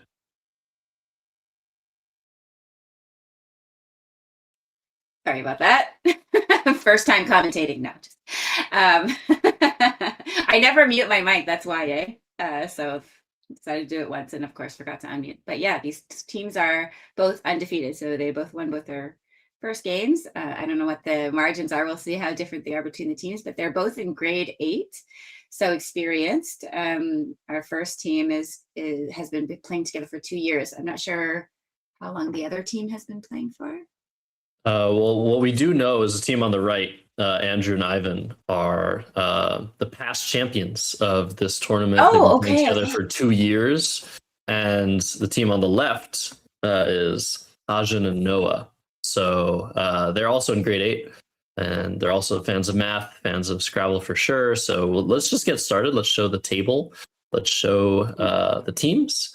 It's going to be a battle of the undefeated. So 2-0 plus 187 for Hajin and Noah, and 2-0 plus 249 by Andrew and Ivan. Okay. How is that possible? Oh, I guess that's the real, but we know it's only 100 points allowed. I don't know. They probably keep track of their actual spread, but then there's the cap put in place for the standing may. I don't know. Yeah, I thought it was a 100-point spread cap. We'll figure that out. If that's the case, then 200 is the max you could have at this point. But nice draw to start things off for Hajin and Noah. They have define, and then a C is the last letter we see here. So they can make that the play define, but something like find or fence or fenced even stronger. So very quickly, we're seeing find for 26 on the board. Feels like we've already gone up a notch, Heidi. Yeah, I like that. Looks like a very strong play. And oh, look at only one vowel here for Andrew and Ivan. It's early days, but yeah, they're potentially facing this team a little bit in danger of maintaining their championship trophies. Yeah, Noah and Hajin have already drawn that first blank. So, but this is a very nice play, Bill. Score is how much does that score? Not fast at counting.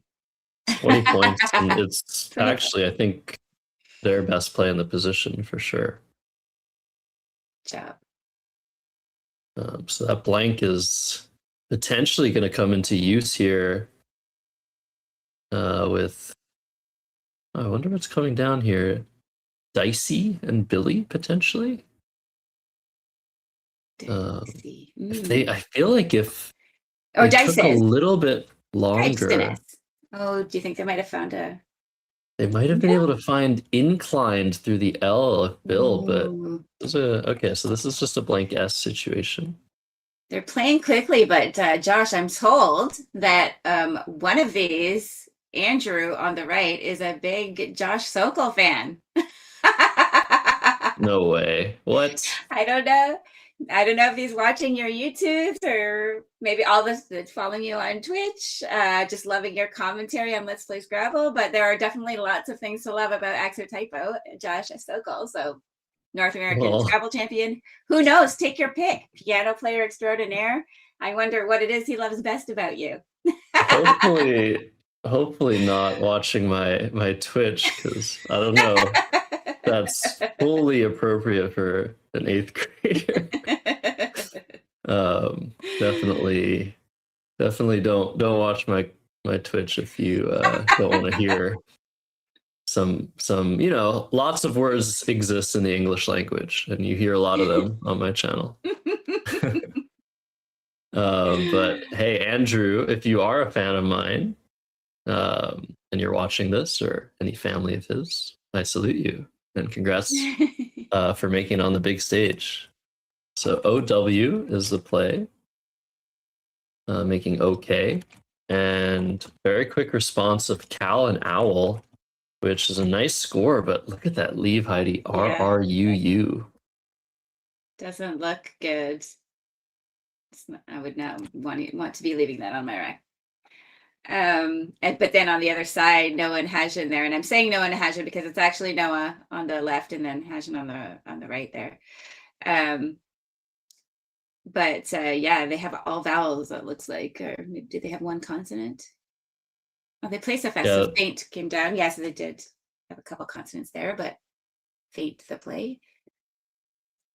Yeah, too many vowels for sure, but being able to score. Oh, redrawing and see, this is such a similar rack except for the Q.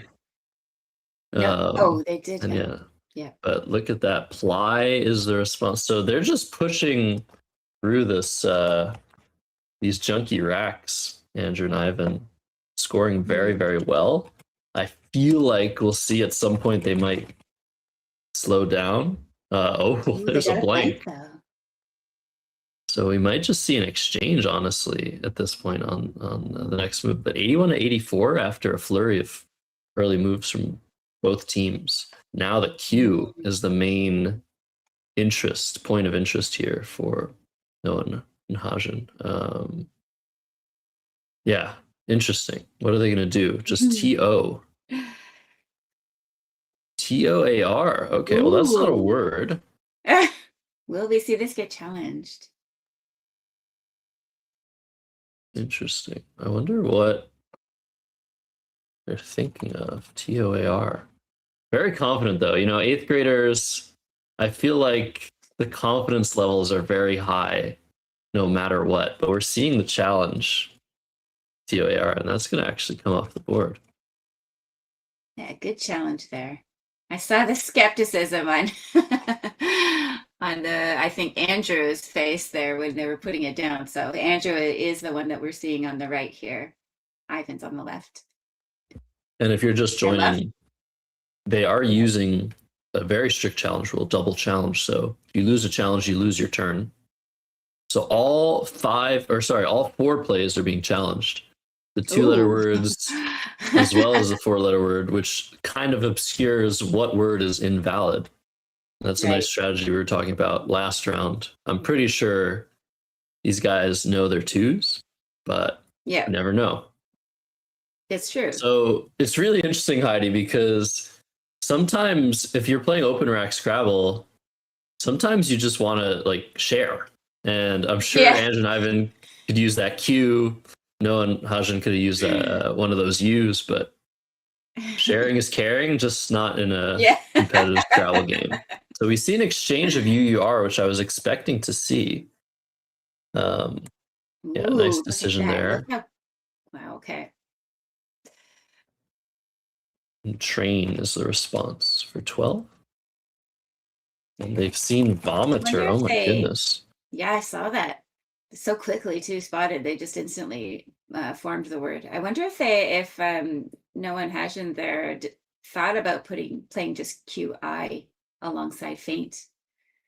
But yeah, they maybe just didn't notice that they could do that. Does vomiter go down anywhere? And is it actually a word? I'm pretty sure vomiter is not. Yeah, I'm pretty sure it's not a word in this lexicon. But what is a word is I just want to mention for the higher level players watching at home, there is a play available here from the Cal of calmative, which I don't even know if it's valid in the School Scrabble lexicon because it's 9 letters long. Right. I think they've added those words. So calmative is 54 points, keeping the lone R. This play of vid, though, is super strong.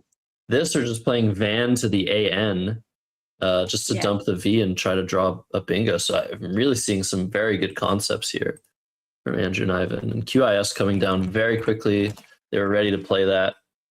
I wonder if they were thinking of that when they played train. Did they have the S at the time? They did have the QI. So they were setting up QI for sure. Yeah, I just wasn't sure if they held an S on their rack when they played strain or not. Train, sorry. Yeah, I wonder. But they've dumped the Q. We like to see that. Like we were talking about earlier, I think especially newer Scrabble players, which include, the youth, they like to hold on to that Q, but oftentimes it's not useful to do that. In this case, they were able to score very nicely with it, 30 points or 33 points. No, 30 points, yeah. I should fix that. Sorry. And now, Andrew and Ivan with a beautiful rack here. Look, are we going to see our first bingo, Heidi, of I hope so. the day? That would be incredible. It's always such a fun thing when you're able to play a bingo at such a young age. We'll see. So There exciting. are a bunch of available bingos here, but a lot of them are very difficult and Yes. high vocabulary sorts of things. Right. But we could see something like mistreat through the T of faint. That'd be pretty cool. I mean, I do want to mention the word mistreat fits through the T of faint, but also somehow fits through the T of strain, making 3 other words. Wow. Wow. That would be incredible if they spotted that. They're making a similar play here in MIT, making Yeah. QI and IT, which is a very strong option. Not wanting to Yeah. waste too much time once they get that play committed. It's a good strategy because look what they're leaving. They're leaving REA blank. They just picked up an N. U is maybe not going to be super helpful. U and E, few too many vowels, but you know they had a really good shot at picking out great tiles to bingo next turn while scoring 20 plus points this turn. So maybe not a bad option to do that instead of wasting time looking for a bingo there. Definitely, at times of the essence, for sure. They both teams have 25 minutes to complete this game, but the rounds are somewhat truncated, and so if they don't manage to finish the game in around 40 minutes, I think they get a warning. We'll see how quickly these things go. They're on a tight schedule, but we saw an exchange 7.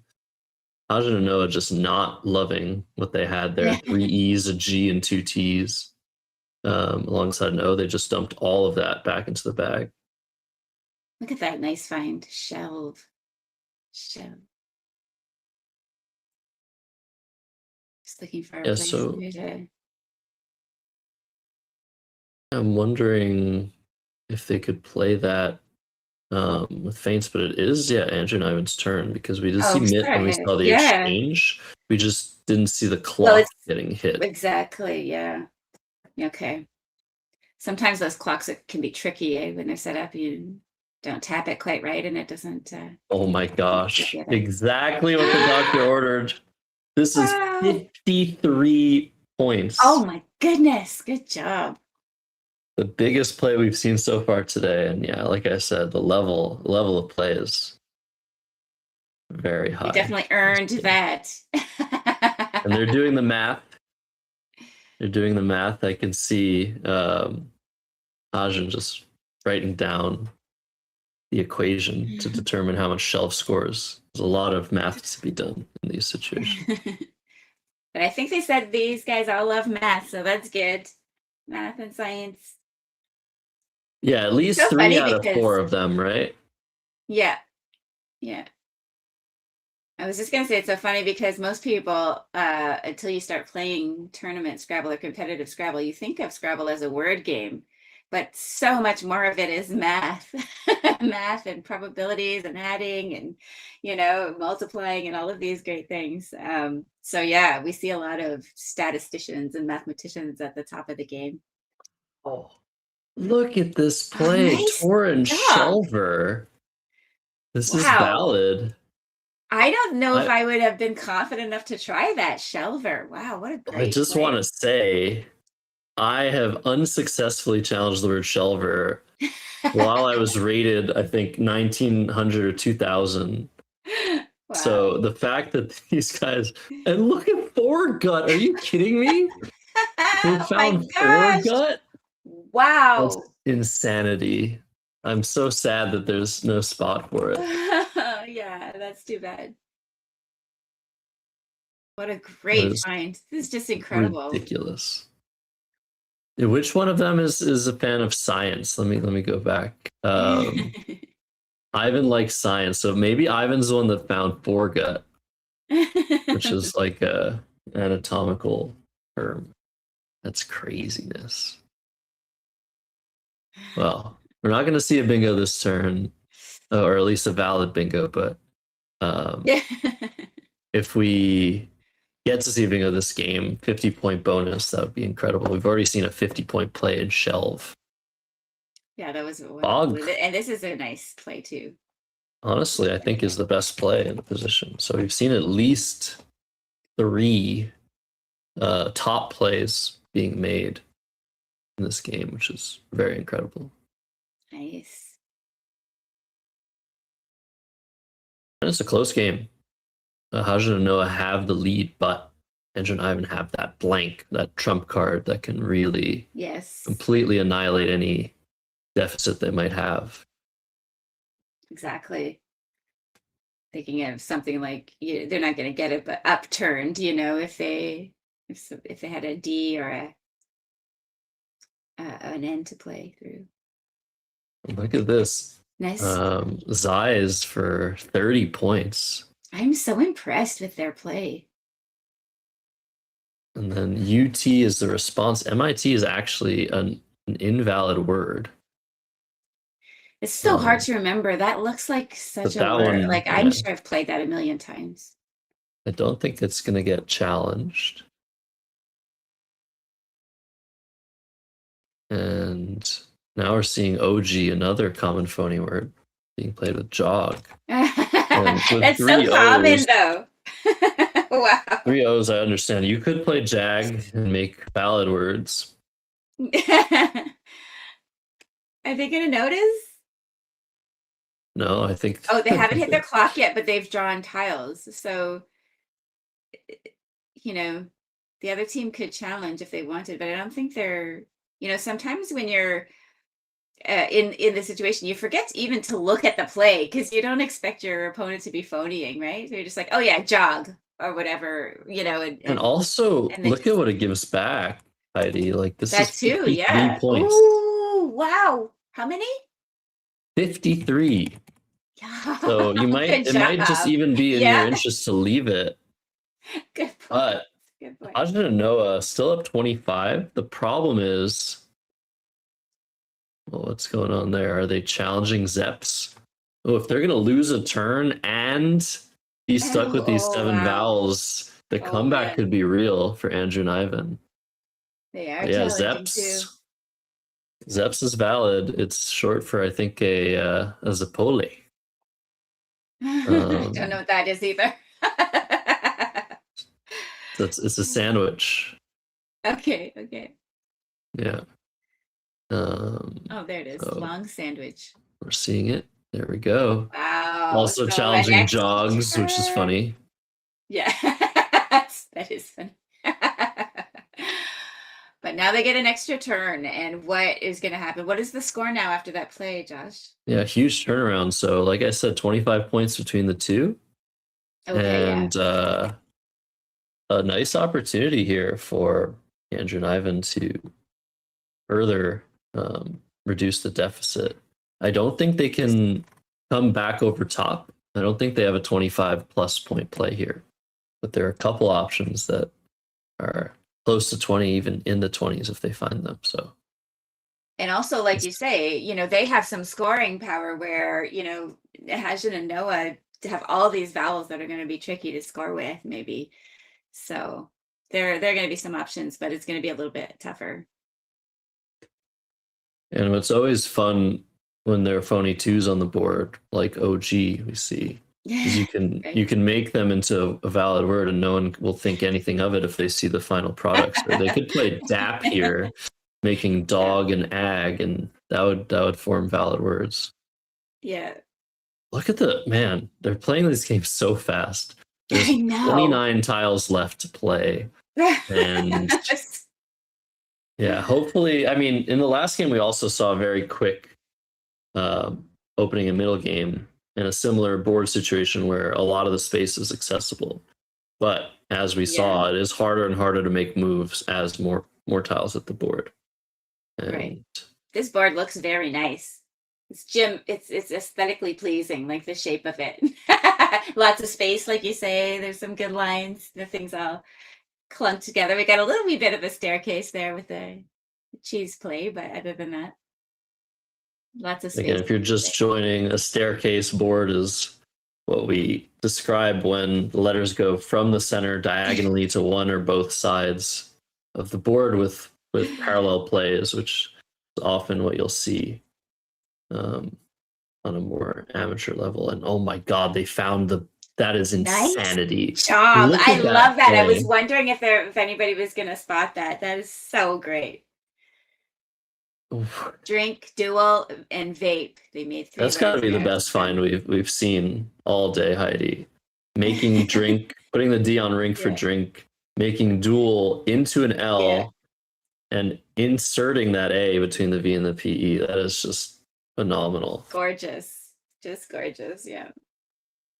And we see What was the another score for that? exchange 7. So that was 24. So now it's a 1-point game.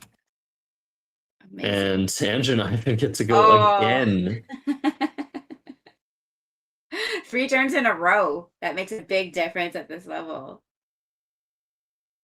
Yeah, quite the turnaround. So, all right, some consonants and some scoring power from Hajan and Noah. So it's going to be close, Heidi. This is crazy. I think they have the score 2 points different. I don't know.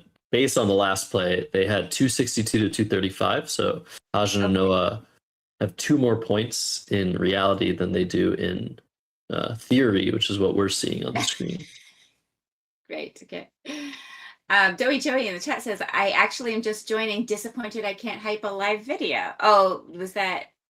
We're live? You can hype the video. Please do. Oh, you can't hype a live video. I understand. Sorry, I misunderstood the meaning, but now I understand. But still, you can share it. You can share the video. You can like and subscribe. That'll help too. Okay, so Tell your friends another to come nice over and watch. overlap. Row for 15, keeping 2 I's and a G. And are we going to see BOR? Okay, that is a phony in this lexicon. We'll see if that gets challenged off, then I think for the first time, Andrew and Ivan are going to have the advantage here. But I think once again, Hajan and Noah have gotten away with one here. That's a huge score of 35 points. Very, very big. Hard And to I would understand how big not- of a turnaround. Yeah, I would not have blinked twice at Boar. Like, it just looks so much like all the so many other words, right? So I don't fault Andrew and Ivan at all for not challenging that. It's crazy. That was a nice play. All right, so will Andrew and Ivan be able to clutch this one out? They're down by 21, and there are 6 tiles left in the bag. They have the final S. That might be what they need to come back from this, but it's going to be a crazy end game. I can already tell. Yeah. Yeah, they've got to try and score decently with that S, but they've got so many vowels. It's going to be hard to get a lot of points for it. Even hooking Jow there and making a play across maybe, but still, is that going to be enough? Yeah, that is a really big spot. If at some point Andrew and Ivan can play a word making jows on the bottom right. Right now they don't have a 4-letter word, but they had a D instead of a G. They could play side. That would score 24. That would bring them over top. Yeah. I think they were looking at playing go somewhere. There is a nice spot for go to the right of feint, making eng and ratto 2 very weird words. Ooh, right. We saw Geo played earlier, which you said wasn't valid, but it did not get challenged. That would also be a fun thing maybe to do there if you thought you could get away with it. Yeah, so Geo would fit there, but Geo would also fit under the E and the D of find at the center of the board. Right. Making Yes. Ooh, Beg nice and one. V-Day. And just GEE there, I think, is their highest score in the position. Oh, that would be a great spot if they found it. Yeah, 23 points. That might just be their best play. They can get an That's a lot of extra points. point for the S if they play all the way to the E in Shelver, which they've shown themselves capable of finding such plays, but East will fit to the E in Shelver. All those overlaps, but Seg, I guess Sego was available. That is a 4-letter word that they had, but Seg setting up the O, is that what they're doing? I feel like Sego is probably pretty obscure. I wouldn't know that word. But it would be great if they tried it. Yeah. So many vowels have been drawn here. And AA and AW is the response by Hajan and Noah. They're going to draw more vowels. Wow. So They how do played you that win turn this so now? fast, I didn't even see it. Down 13 points. I think all of this is all going to depend on.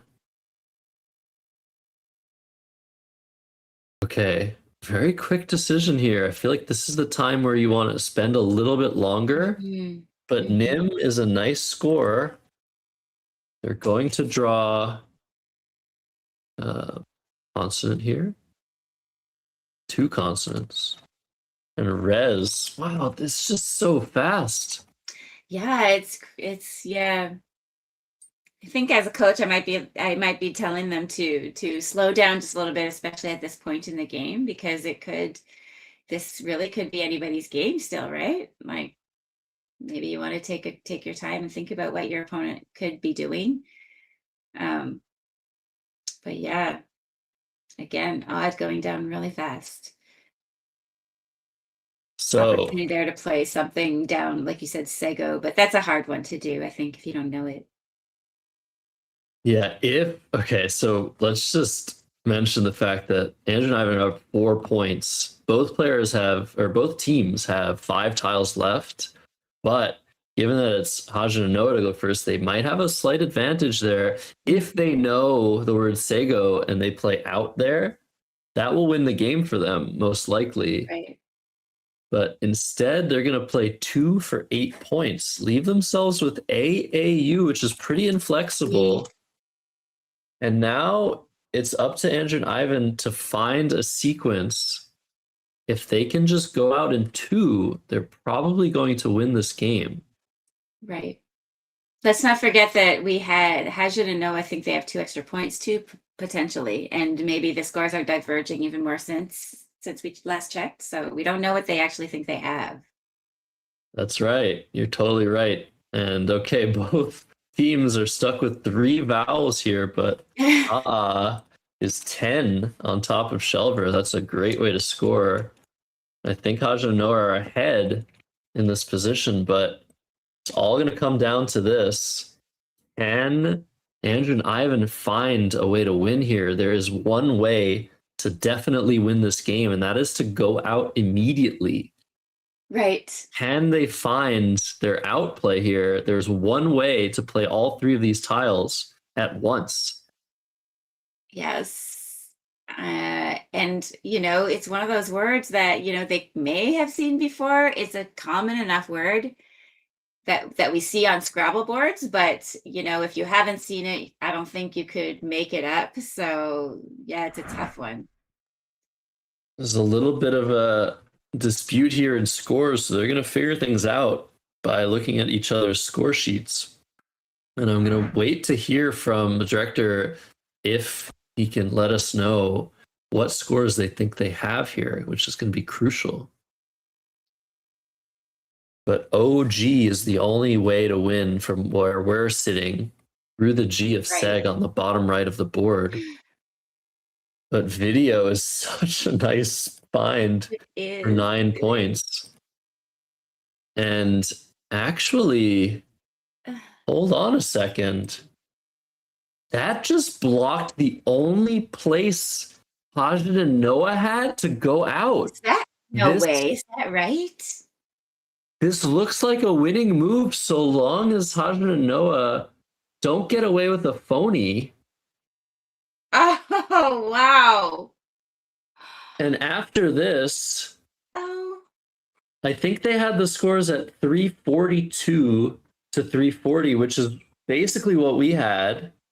Just a couple of points off either way. But what matters here is Aja and Noah are done.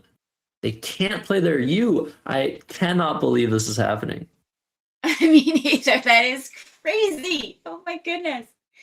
And I think the Andrew and Ivan have been playing for a couple of years, so they're going to challenge the outplay. I would hope, no matter what it is, just to be absolutely sure, and especially if it's going to mean the win or a loss. So yeah, insane.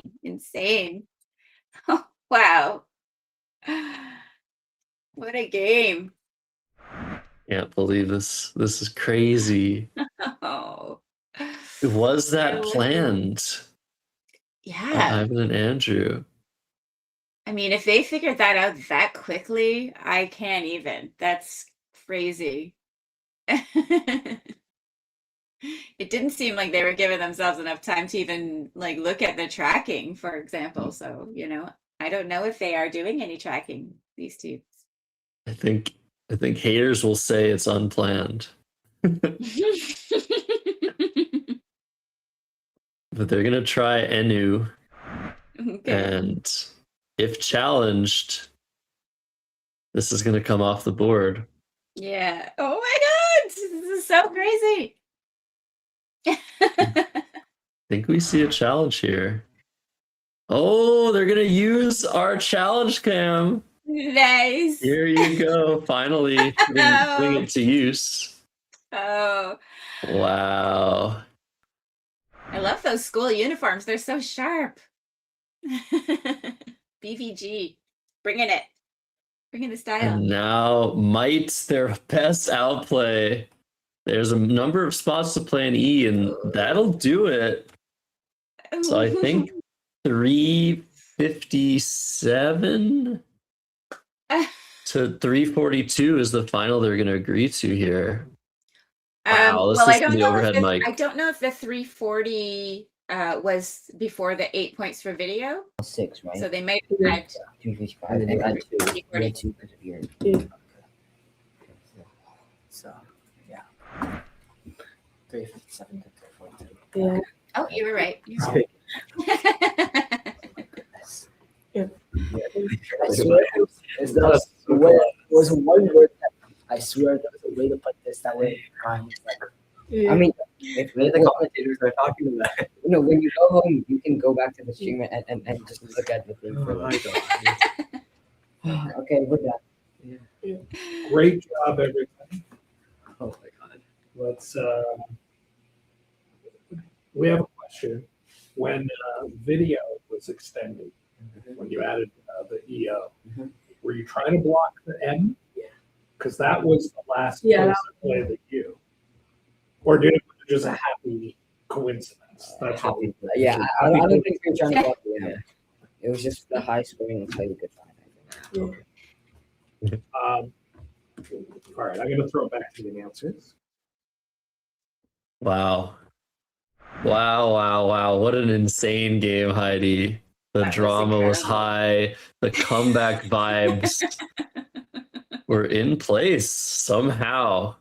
So many turning points in that game. Andrew and Ivan take it, and they're primed to win their second championship, I think maybe in a row. That's crazy. It's great.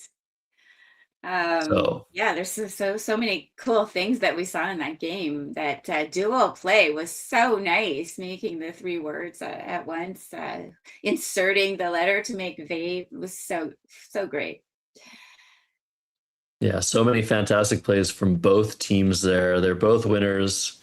It was such a close game, 15 points between the two teams. So Crazy. yeah, great job. Great job by both. And we're going to go to a break while we get the final. It's already almost over, Heidi. The final I know, game it's set up. crazy. I think Okay, we might well, see Andrew and Ivan again, right? Oh yeah, I guess. Hey, somebody's got to try and take it. We'll see. So. Wait and find All right. out.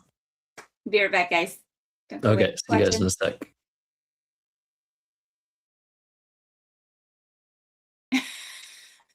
Oh, Oh, Josh wasn't yeah, here, let's I guess. go to a break. Yeah, let's go to a break. We are, yes. Okay.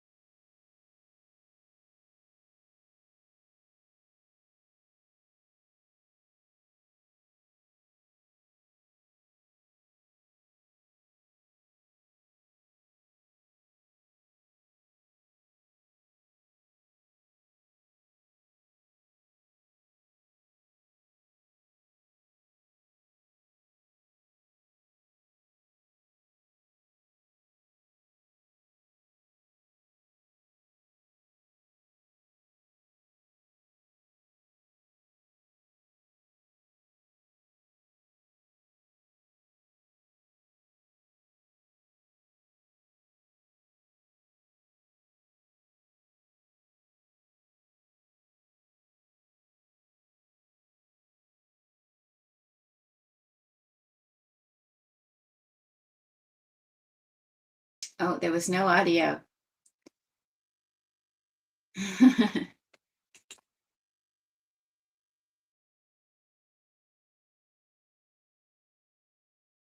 Are we good now? We've done this before. You've done this before. Let's say everything we already said, but way more concise, which is it's better like that. So this is the final round of the Toronto School Scrabble Championships 2026, the city finals. Veronica and Riva, first year team, haven't played together until this year, versus Andrew and Dylan. Veronica has the glasses.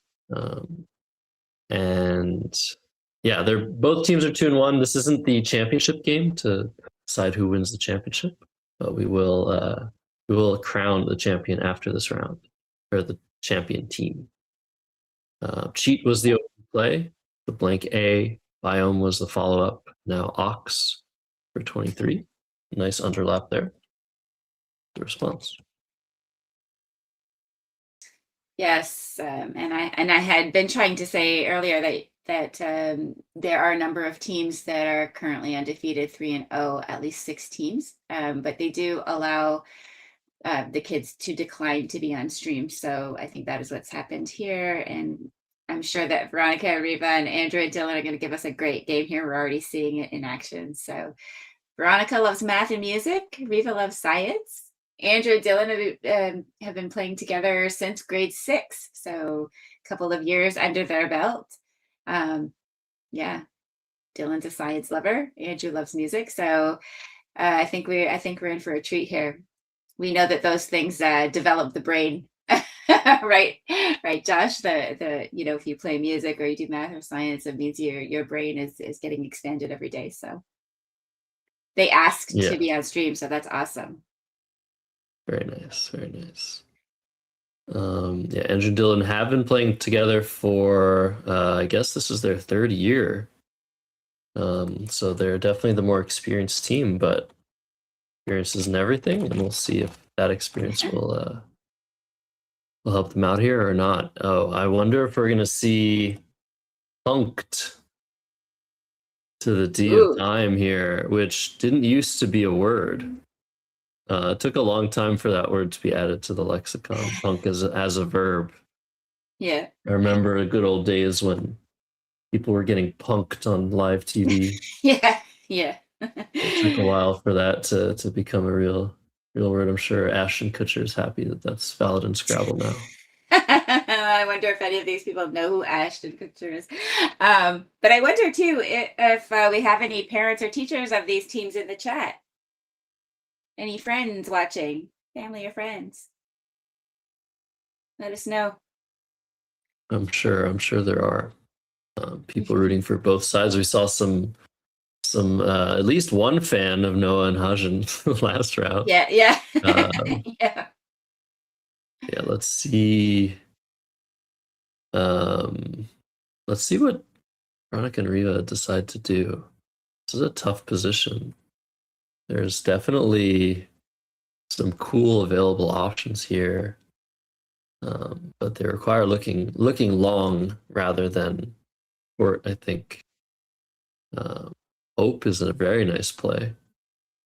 Nice. Speaking of new words, hope punk hasn't yet made it to the lexicon that these kids are working with, but they were very close to being able to play that. Wow. Never heard of it. Well, I'll have you know that it is a newer genre of book. As we see Hoper being Nice. hooked immediately with a rear. Oh. Yeah, very nice play. Now, Heidi, hooks are a very important part of Scrabble. And sometimes a hook can really mean the difference between winning and losing a game. And in this particular instance, I can think of one hook of the rear play, and that is the letter that Andrew and Dylan just drew, drear. Yeah. But well, if they get it, they could be dreary. doing some damage there. Oh, right. Yeah. But drear by itself is a more obscure word, so we'll see if that comes into play after keg.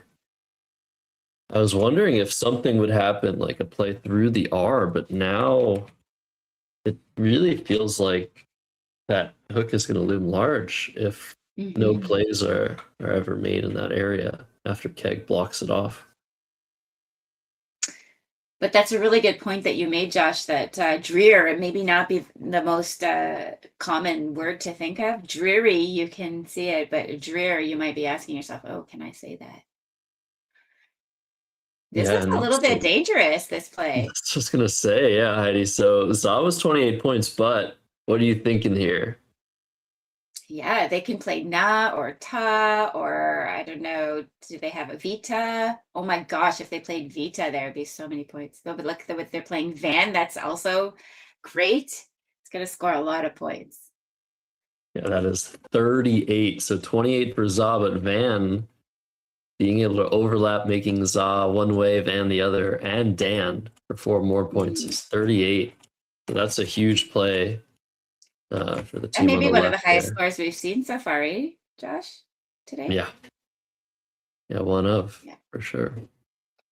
At the top level, players are averaging around 35 points a turn, something like that. Nice. So getting to score 38 in one move is expert, if not elite level. So nice job. Nice play finding by these two. Look, they just spotted intent. Yeah, and I wonder what just happened here because it appears to be Andrew and Dylan's turn, Yeah. but their clock isn't running. I think it's Yeah, because they just noticed, I think so. I think Veronica and Riva were hitting the clock a little too early in order to announce the score, but that's one of the Right. order of operations things where you got to wait, Mhm. announce your score, and then start the opponent's clock. Right. So we see an exchange 7. We've seen this before, and I like how these kids are playing with just like, I don't like any of these letters. I don't care that I'm scoring 0 points.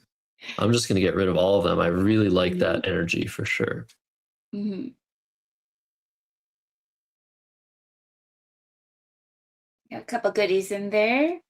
So they can always play school, which I'm sure they're happy to not be at right now. I should say that because, you know, these kids, maybe they love school.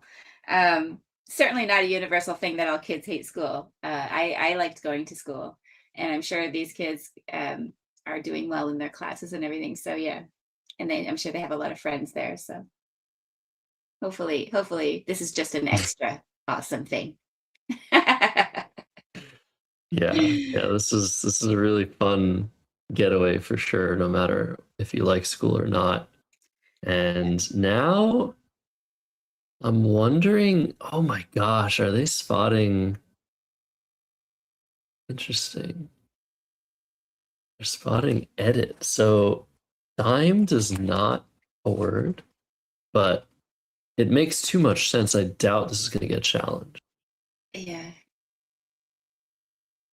And we actually use that term a lot in Scrabble, dimed, nickeled and dimed. When Yeah, exactly. at the end of the game, you're stuck with a tile and your opponent's just playing one tile at a time, just trying to maximize the damage. Oh, 3 ends. Yeah,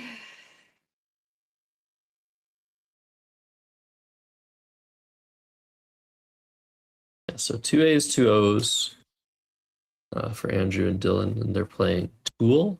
Get rid of one of the O, both of the O's were nicely. And that actually is a nice defensive play because it blocks the triple that edit opened up. Right. Point. Unless you have an S, and Andrew and Dylan do. They could play Stool and Scam. They might be already looking at that right now.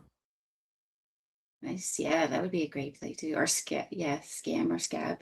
Well, they've got Ba lined up also, so that would go nicely alongside Tool. So a few options for them. But Veronica and Riva with 3 ends, play something like Tunnel, maybe. They're going to take that spot. Okay, so Lent. Oh, that's a great play.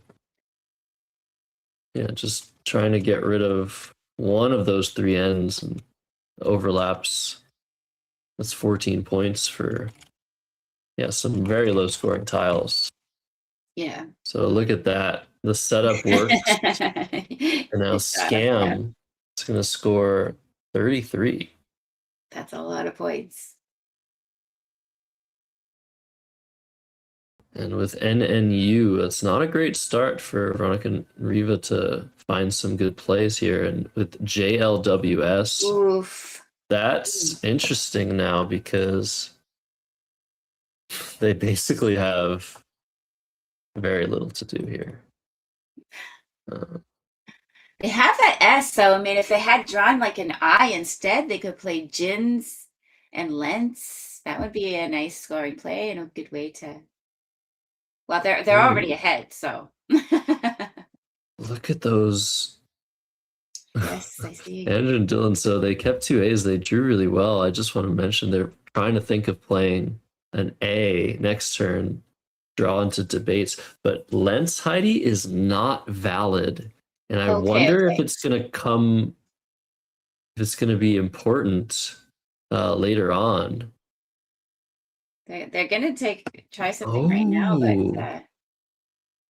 Yeah, immediately. We'll see. So they're thinking of playing nuns and lents, which would be a good play if lents were valid. And it's hard to imagine this being challenged. Lent is the past tense of lend, but it's also, lent. But that version of the word is capitalized. Right. We'll see if this gets challenged. I just feel like it's so hard to challenge when you lose your turn if you're wrong. Yeah, they're not going to challenge. So just going to quickly drop that A and hope to draw into debates. But where are they going to play it if they get it? Right, that's what I was going to say. They drew that's crazy. They drew the E they needed, but now they're going to get the bad news of where can we play our word? And I really wonder what they're going to do with that situation. Right. Look at this ridiculous rack. Yes. Just wow. QVJW. Ouch. What would you do with this rack, Josh? I feel like the thing that I would do is just look for a spot for the Q. Okay. And there looks like there's one spot for it. I think I could just play COT, QAT, that Q without U word that we all love, through the A of scam. Those are some of the words that School Scrabble players learn as soon as possible. Just the Q without U words, the high scoring words. But we going to score a little better, but leave the girls vowel-less. So that's potentially not great. But we'll see. They still are up by 54 points. So if they want to, they can exchange. Yeah. Yeah, there's 2 more consonants. Oh my goodness. So how long are Andrew and Dylan going to stare at this, Heidi, and realize, well, I got what I wanted, but not where I wanted it? It's so tough to let it go, right? Once you have it and you're staring at it. Yeah, I think they're considering what can they do now. They could take advantage of that dreher hook, but like I said, it's not an easy one to try if you're not sure. Just something like baited, or I don't know. Did they pass? Oh wow! Okay, I was gonna wonder if that's what they were gonna do to try and get a spot. So this is a strategy that we see a lot, where you have a word that you really want to play, but you can't play it, so you pass your turn. Problem is, if Riva and Veronica are smart, they're not going to give Andrew and Dylan anything to work with, and they're exchanging 3 of their consonants. Yeah. Which makes sense. Get rid of those high-scoring tiles, though, of course, because they're like, I want to score with these tiles, which is a very natural thing to want to do. But yeah, they got a W back. Yeah, it's very interesting. Both teams are playing chicken with one another now. Got to make sure that Andrew and Dylan's clock starts running here, though, because it seems like Veronica and Riva are often forgetting to start. But maybe they passed again. Oh, so are we gonna get into a 6-pass situation, Heidi? Sorry, you want to explain what this might come to? There's just so many things going on here. I'm like, yeah, we're going to talk about all of these things. So yeah, if there are 6 zero score turns in a row, either team can decide to just end the game, right? So we've already seen now a pass, we've seen an exchange that's 0, and then we've seen another pass. So we're halfway there. But we have to see what Veronica and Riva are going to do. And I don't know if they're tracking that possibility. It might be a good strategy for them to just pass right back because they're in the lead right now. But yeah, it's very interesting seeing all of these things. And there was something else too that I wanted to mention. But of course I forgot what it is. Oh, I was going to say with the exchange that we saw, I was sure that W was already on their rack, Veronica and Riva's rack. but there's already a W on the board. So maybe I was incorrect. Maybe that's not what they exchanged. Otherwise, maybe they threw the tiles back in before they drew their new tiles. And it's just kind of a funny thing that I had noticed and wondered. Oh, you're right. I was wondering if this was happening. So now we see, I think, is this 4 passes or 6 passes? We have to figure this out. I think we're at 4. So if Andrew and Dylan decide to pass again, then Veronica and Riva also pass or exchange. That'll be it for this game, Heidi. That's crazy. So it behooves Andrew and Dylan to play now because they don't want the game to end right now, right? Because they are behind. If there's another pass, they'll lose. That's right. So we've seen a pass from Andrew and Dylan, an exchange from Veronica and Riva, a pass from Andrew and Dylan, an exchange from Veronica and Riva. And now that's 4. So after 6 passes, the game ends on the spot, and the tiles that you have on your rack are deducted from your score. So it's now very important for Andrew and Dylan if they know the rule, which is kind of an obscure Scrabble rule, but it makes sense. You got to end the game at some point, right? You can't just keep passing and passing and passing and passing. It's a very similar rule to chess, where after a 3-fold repetition of moves, if the same pieces go to the same spots 3 times, and at any point in the game ends.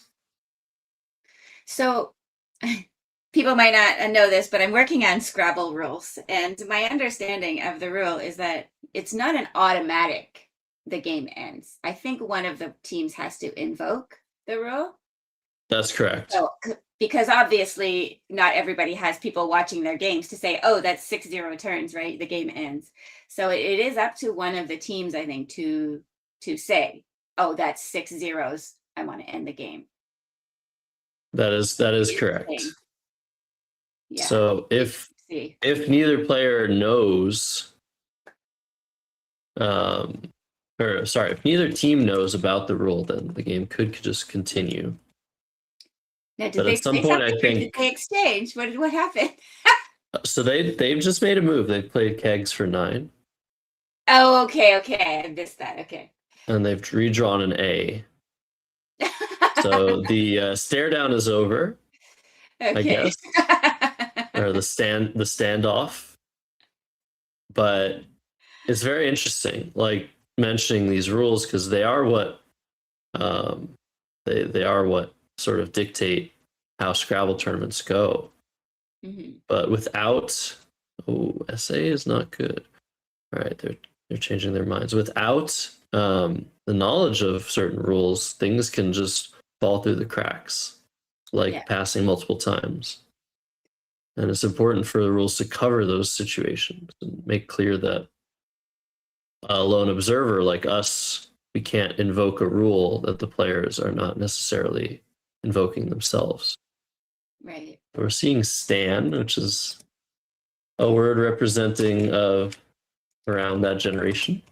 It was a very newly added word to the dictionary, meaning to be a fan of somebody. Yeah, there was a couple of very, very strong high scoring options for Veronica and Riva on that turn with their A. You see that triple letter spot right by biome. They could have played jaw there, or they could have played cat there for a lot. Oh yeah. Wow, that would have been phenomenal to see that blank and see that you can play a 3-letter word of ABA. But it is so hard when there's a blank, when a blank's involved, to remember that, oh yeah, that's an A and I can make ABBA. Also not an obvious word to be able to play either. Oh, Heidi, we see 8 tiles. Overdraw! The clock's been stopped. So this is a very important rule in Tournament Scrabble. So I think they're going to get a director over to rule on this. But normally what happens is all 8 letters are put face down. And Andrew and Dylan get to choose 3 tiles from those 8. flip them upright and give back 2 and throw 1 away. So I don't know what they're going to find, and I don't know what they're going to put back, but we're going to be watching in the studio to see what happens here. Yeah, if we could get that overhead cam, we could see. Maybe. Oh, did you miss it? Okay. All right, well, we'll see what letter was lost. Is it the Q, the J? The J is gone. All right. Okay. So I don't know what the other 2 letters were, but the J is gone. Veronica and Riva probably not happy about that, but honestly, they just had too much. They had too many scoring tiles, so I think that's actually better for them. So Baited is being played now, making stand, which is a really nice find. Yeah, so clearly they are not going to try the Dreer hook. That's but like I said, that's a super hard one to know. This is great. It's such a close game still. I mean, it's within 50, so it's within the realm of possibility that with a few good plays, Andrew and Dylan come right back into this. Especially if Veronica and Riva continue to struggle to part ways with all of their high-scoring tiles. Yeah. So they're holding their S. What they're thinking.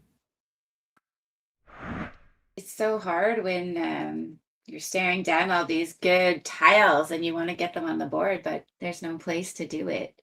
They're looking at, like you say, they have an S in their hand, but is there even any place where they can put it that's gonna get them some decent scores? Yeah, I don't know. But I totally understand. Wow. Nice play! Good job! Forgot all about that. What a play. That is showing incredible knowledge and word finding ability. Shook for 27. That is an incredible find. Very nice. And Really they're going to challenge. Andrew and Jill are going to challenge. They've never seen this before. It's interesting though, because that play sets them up. They have 3 eyes on the rack. They could just drop in beside there, for example, and make chi and get a pretty good score. Oh, they're challenging. Okay, they're challenging both. Yeah. Good job. Wow, all right. That was a huge swing in favor of Veronica and Riva. Yeah. So you were mentioning QI plays. Those are dangerous in their own right, where if you play something with QI, that'll open the triple. But we'll see if Veronica and Riva draw one of those 3 remaining eyes. And also, there's only 1 blank left, and all the S's are on the board, so it's not really that dangerous to play QI there. Oh, you're totally right. Yeah. That's definitely a big factor here, too. So no eyes drawn for Veronica and Riva. Are they going to make another Q play? They could play QUA for 24, but that opens the triple directly. What are you thinking here, Heidi? Yeah, so they've drawn another eye. I don't think they're gonna see that spot with the blank there that I mentioned earlier, but that's still available, right? Plays like Ya or Wei, Wei, and I guess Ya. Sorry, anyway, but something up there would be high scoring. Qua, I think, would be a little bit dangerous at this point, even though in reality probably they would benefit more from it if they did play it. But yeah, I'm looking at the rack, Josh, and I'm seeing like Wagyu. The steak. And look at that. Stone cold quad. Like, take the triple. We're up almost 100 points. What are you going to do about it?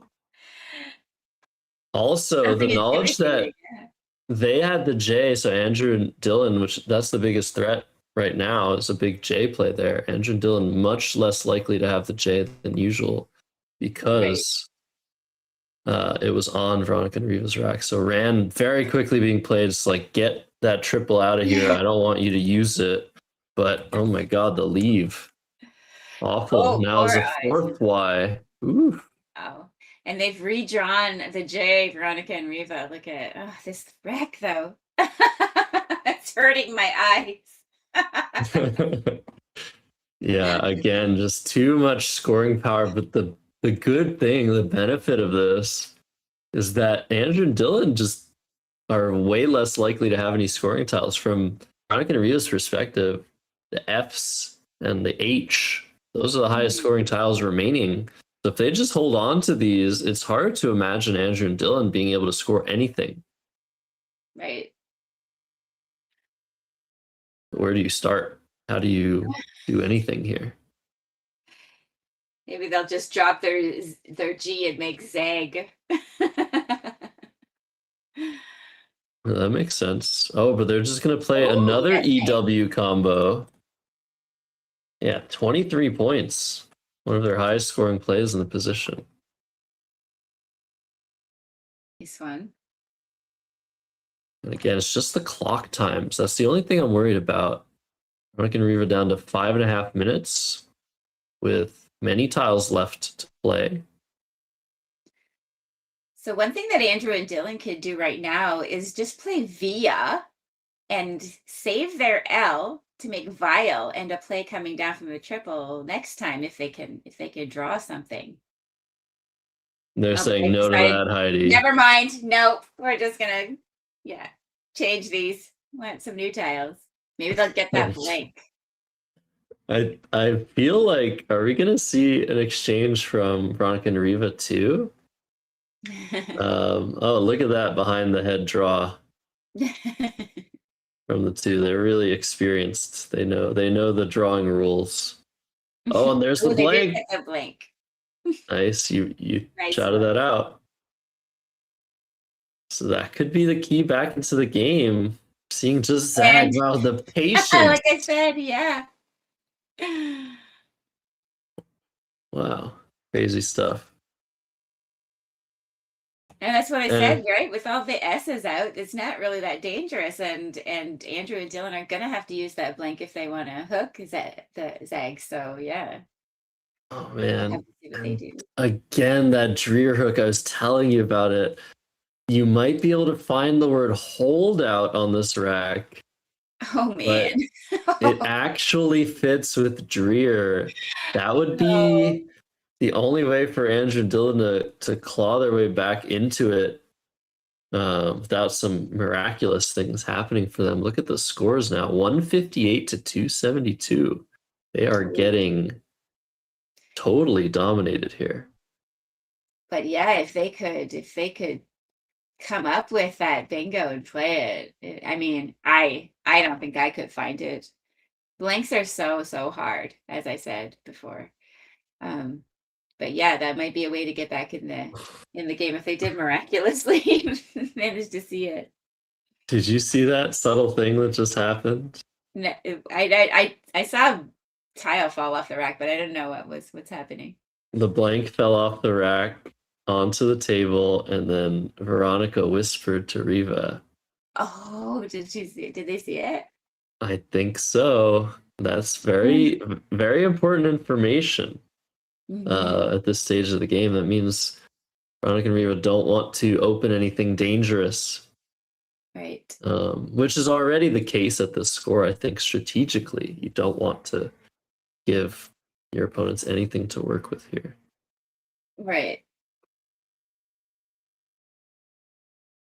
So, are Andrew and Dylan going to spot the nice place to play hot? Are they going to play it next to the ATE of Baited or on top of the BI of Biome?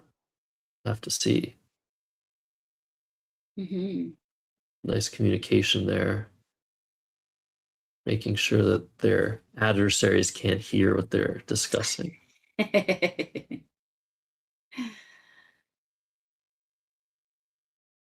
All right, so we're seeing Vans and Shot using up the blank. Okay. I also spotted the word jivey. That's such... They've been studying their cheat sheet, Heidi. Yeah.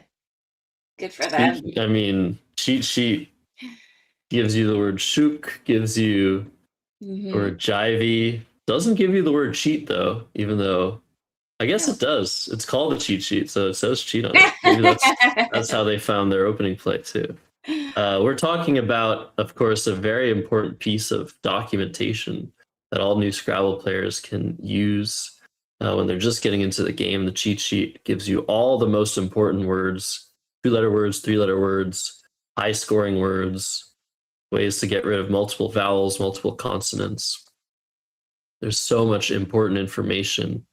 We're seeing jit here, though. That isn't one of the words on the cheat sheet. We'll see if Andrew and Dylan can call off their first phony here.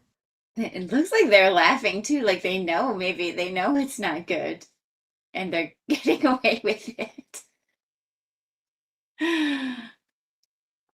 Yeah, I guess that might be what's getting laughed about. It's like, oh, pretty sure it's not a word, but they haven't bitten on any other of our words. So Mhm. yeah, how many phonies now on the board? Is it 3? Yeah, Veronica and Riva have played 3 very plausible words: lents, dimed, and jit. Yes, Right. jit being the least plausible. Right. Yeah, I feel pretty sure that they probably didn't even think lents or dimed were phonies. Yeah. This Yeah, one this I'm might be not the convinced first that they don't know. intentional. Yeah. Right, yeah. And that's the poker aspect of Scrabble in play. We have the strategic aspects, which are very much akin to chess.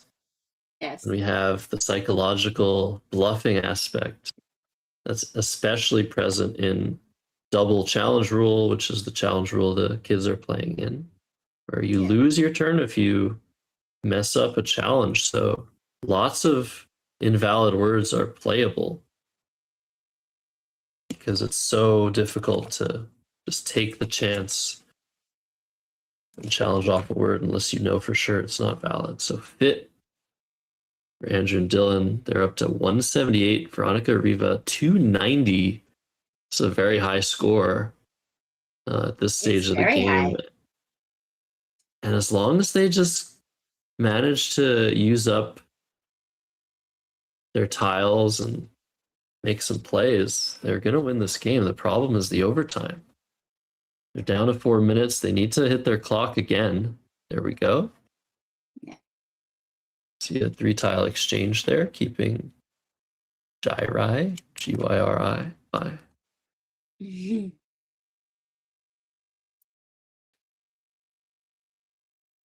And now, what have Andrew and Dylan drawn? They've drawn an A. That's pretty good. It just blocked a word you would want to play in this position, Heidi. Yes. Yeah. Alas. So, how to untangle for Andrew and Dylan? Time is running out Yeah. in terms of how many tiles are left. I wonder what they're up to. Playing off one tile, is there Yeah. a certain word they're looking for? Or just trying to put the time pressure on? Not sure, but it could be a good strategy with Veronica and Riva down to their last 3.5 minutes almost. And So, again, what do they the C in cheat, the F in fit, the V in vans, the Z in zag, the K in kegs, those tiles are really making it tough to do Yeah. anything on this board. But YO, yo, Nice. shout out to everybody watching at home. 14 points. And really, And this is all they whatever. have to do is play on the inside of the board, right? And not open any new things for Andrew and Dylan to get back in the game, right? Because they're so far ahead right now. Yeah, it's been so awesome to watch the strategy of just saying, all right, well, we're good here. But it's the one thing is, yeah, the time is running out. There's, I think, 5 minutes left in the round Yeah. as Todd and DE comes down. So I think Veronica and Reaver are in the clear, even if they run out of time. Yeah. they will just incur a small overtime penalty and will still win this game. Yeah. So the V returns with a vengeance. They could play And- vigor, right? Making okay. Oh, that And would be then there's great. nothing that Andrew and Dylan could do with that because you'd have that V stuck in the middle of the board. Like they can't parallel and hit the triple. So yeah, it would be a good play. But they're just, no, we're not dealing with this. They just exchanged with fewer than 7 in the bag, it looks Oh, like. right. That's right. That's right. Forgot about that. That it was so Uh-oh. close to that. But So if they I don't know what's going to happen here, but Yeah. there's been a 5-minute warning given to the players. I wonder what happens. Yeah, I think Andrew and Dylan, they know the rules, and they're mentioning that. I think Veronica and Riva there's some procedure that has to happen, Heidi, here. Yeah. And it's tricky at the end of the game. So if there are less than 7 tiles in the bag, the punishment could be a little bit harsh for Veronica and Riva here. But it's not going to be that bad still because of the situation. Who knows? Yeah.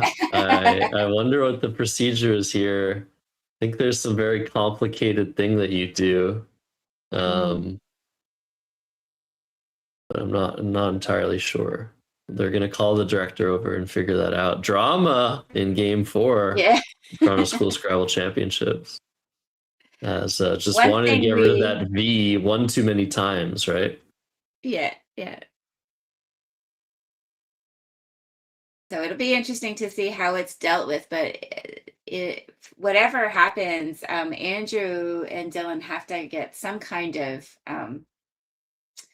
compensation for this behavior, right? So whether it's they get to, maybe choose tiles off their rack and decide, to exchange with something on their rack or the bag. I'm not sure what exactly the rule is, but there should be something. And I don't know what is happening right now. Do we have somebody there walking them through? Are they even doing anything? What are they? Yeah, we went to fetch the director. Okay. Now there's been a ruling, I think, on what to do. Perhaps Josh, who's on the floor, is going to find out what they're doing. Let's see. It's funny. I wonder if Veronica and Riva are going to So here's what going on stream. Yeah, I will tell you what the actual tournament rules say about this. It's if you've put at least one new tile on your rack or at least one original tile into the bag, which is what they've done. They exchanged the V and got a new R on their rack. The opponents, Andrew and Dylan, will get to see all the tiles on their rack. So they take all the tiles on their rack, all the tiles in the bag, and the trades already happened. So they see all the tiles, and then they choose the rack. They choose the 7 letters they want to give out of those tiles to Veronica and Riva. That is so crazy. Yeah. Anyways, we're not going to see any of that. The final play of the game is made. Time has been called. Let's listen to the overhead mic. Oh, is that what happened? They just said it where it's just ending? Yeah,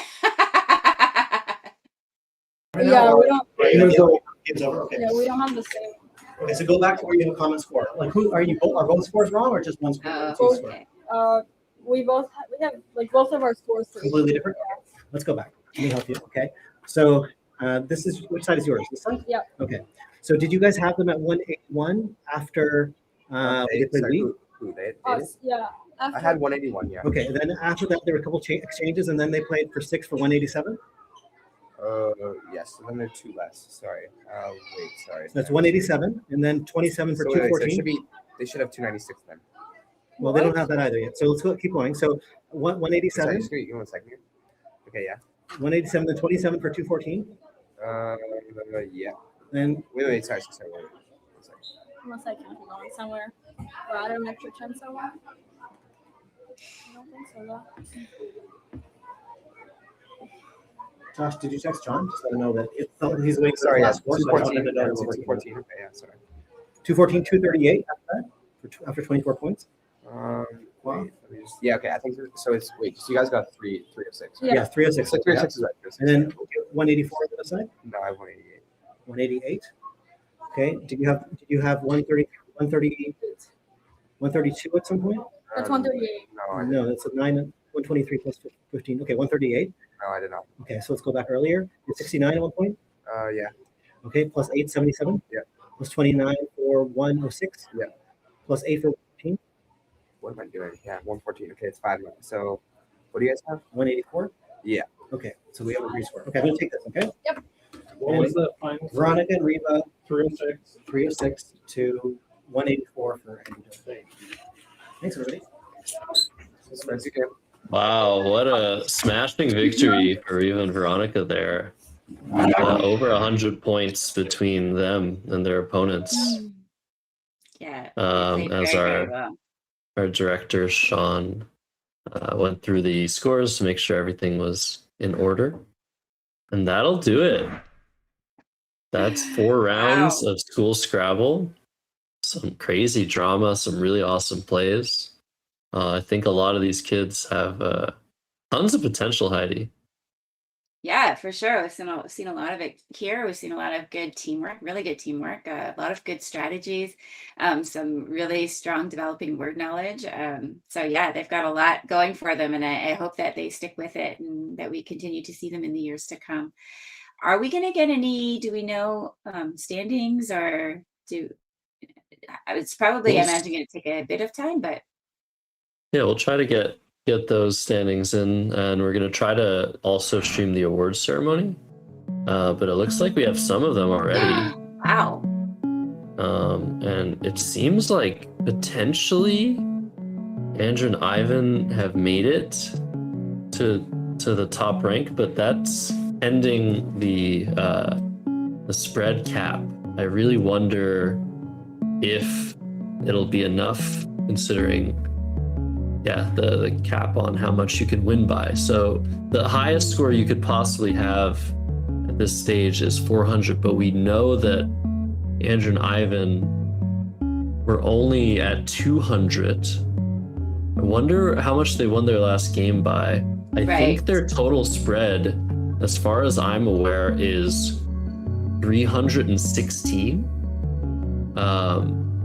That's the minimum they could have in terms of spread, which would put them at least in second place. But this could be the final result. We're not 100% sure. We'll doubly verify that, and we will also hopefully get the award ceremony on stream.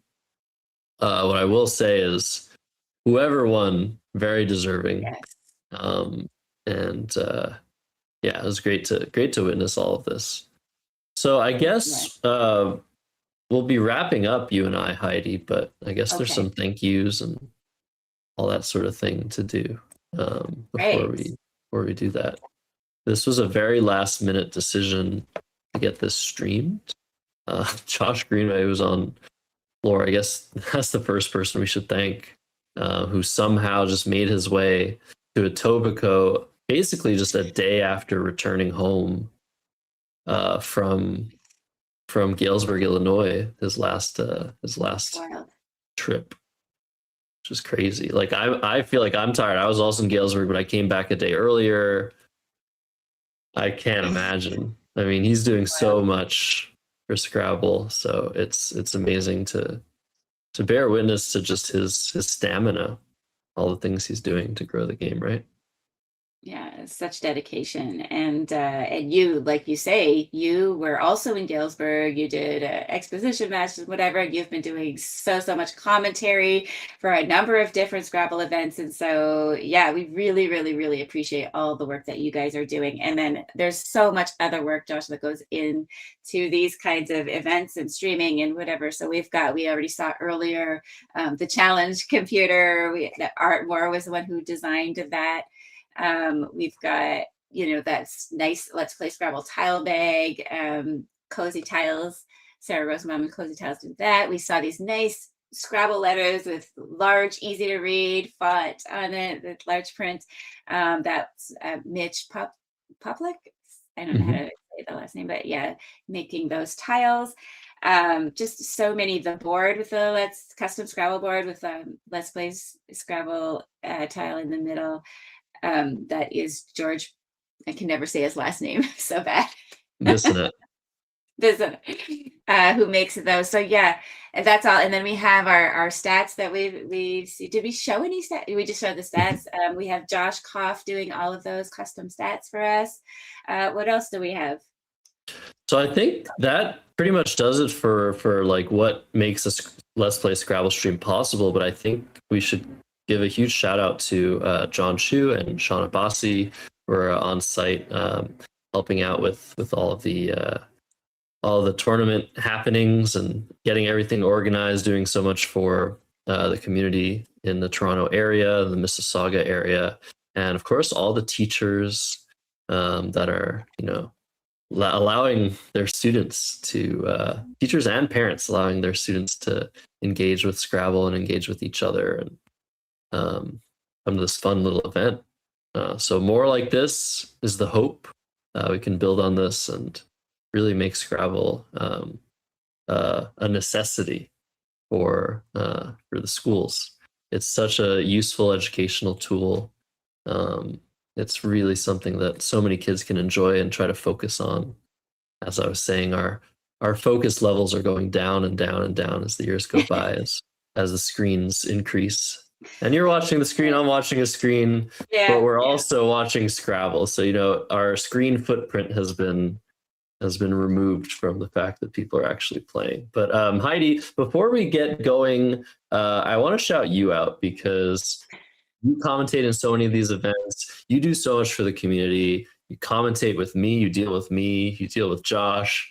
So everybody that's watching who wants to watch some fun Scrabble content regularly on the internet, go to that link below, twitch.tv/heralds-of-birds. Give Heidi a follow and yeah, enjoy yourself.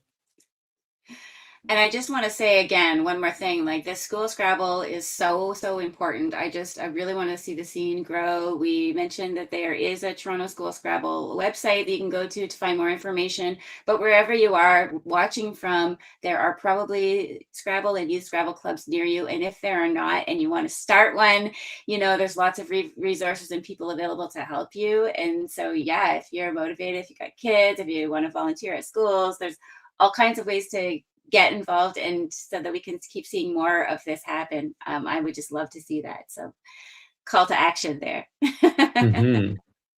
Yeah. And one last thing, like if parents are watching this and really think their kid can benefit from, improving at Scrabble and trying to take it more seriously, I do offer private lessons myself. If you go to my website, you can definitely check that out. If your kid is really into Scrabble and really wants to take it to the next level, there are resources for that as well. But we're going to leave you guys with that. Thank you all for watching. I'm going to go to a roaming cam. Hopefully we'll get the prize ceremony, the audio and all that. And we'll see you on the next episode of Let's Play Scrabble. I guess the next thing is in a month, the Montreal Scrabble Fest. I think that's the next event that we're going to see. But we'll leave you with that. Heidi, thank you so much. Yeah, thanks you. Thanks to everybody for watching. Love you guys. Yeah. Bye. Okay. Bye, guys.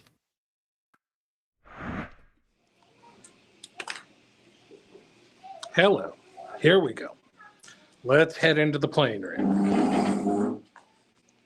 Here's the setup.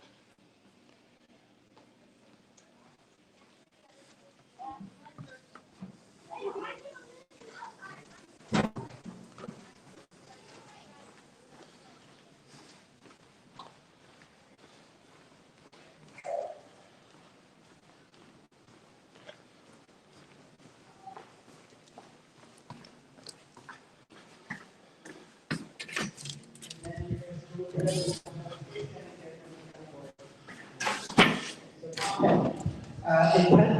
10 from Jack Miner were Daniel and Aaron.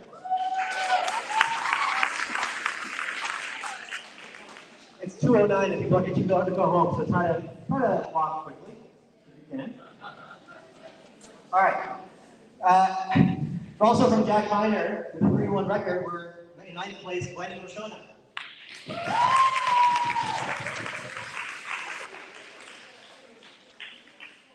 Then in 8th place, from Baby Glenn with a 3-1 record, were Eric and Miller.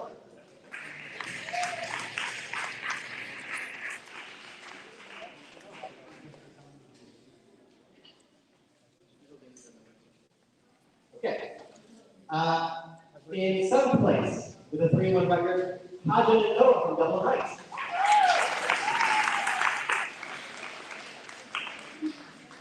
Get your medals, and then go to work scoreboard. In 6th place, medalists from Dublin Heights as well, winning a very exciting last game on the stream, Veronica and Reba.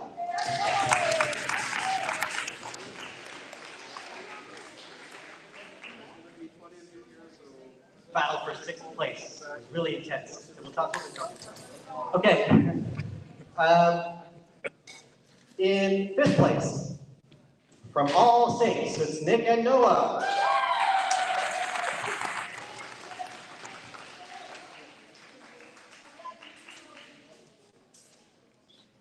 All right, and they were the class prize winners, but they got the national titles, but they're also the overall 4th place winners today, Clive and Mikhail from St. Gregory.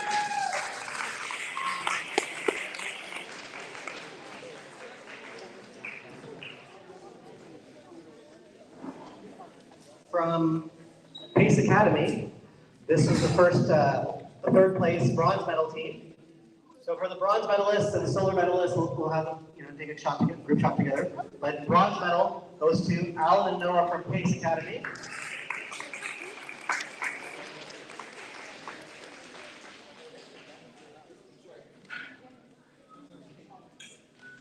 Congrats. And from Jack Miner, 4-0 plus 338, were Max and Hayden.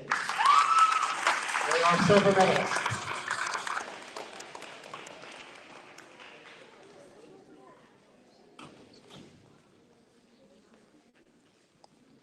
And finally, the 4-0 record from Bayview Glen were Andrew and Ivan.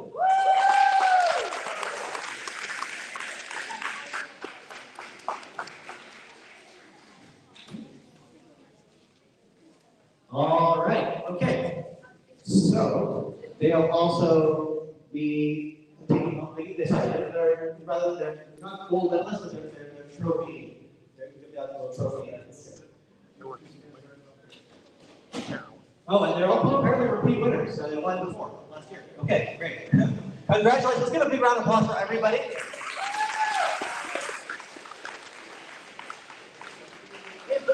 If you like what you saw here today, please tell your friends at school that, hey, Scrabble is not as boring as you think it is. Try it out, okay?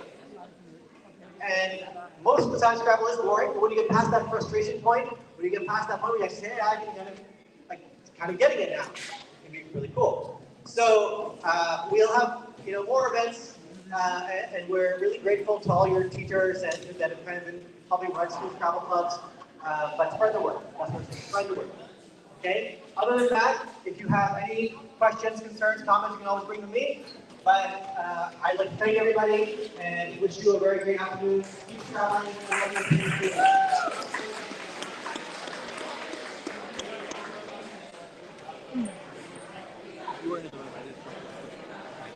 No. I'm going to head back.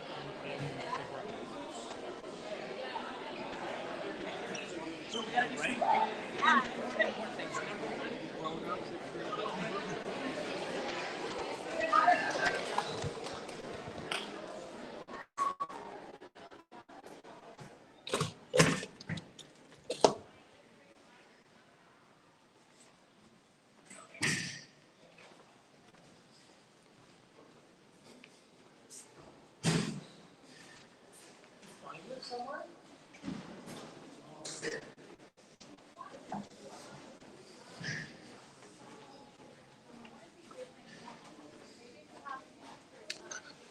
Okay, everybody, that is going to do it for the stream today. I want to thank everybody for hopping in. And yeah, if you're watching live Scrabble on a Thursday morning, as I said to begin with, you are, you're an addict like the rest of us. So thanks for tuning in. We are going to end the stream over here. All right, bye-bye, everyone. Hope to see you soon.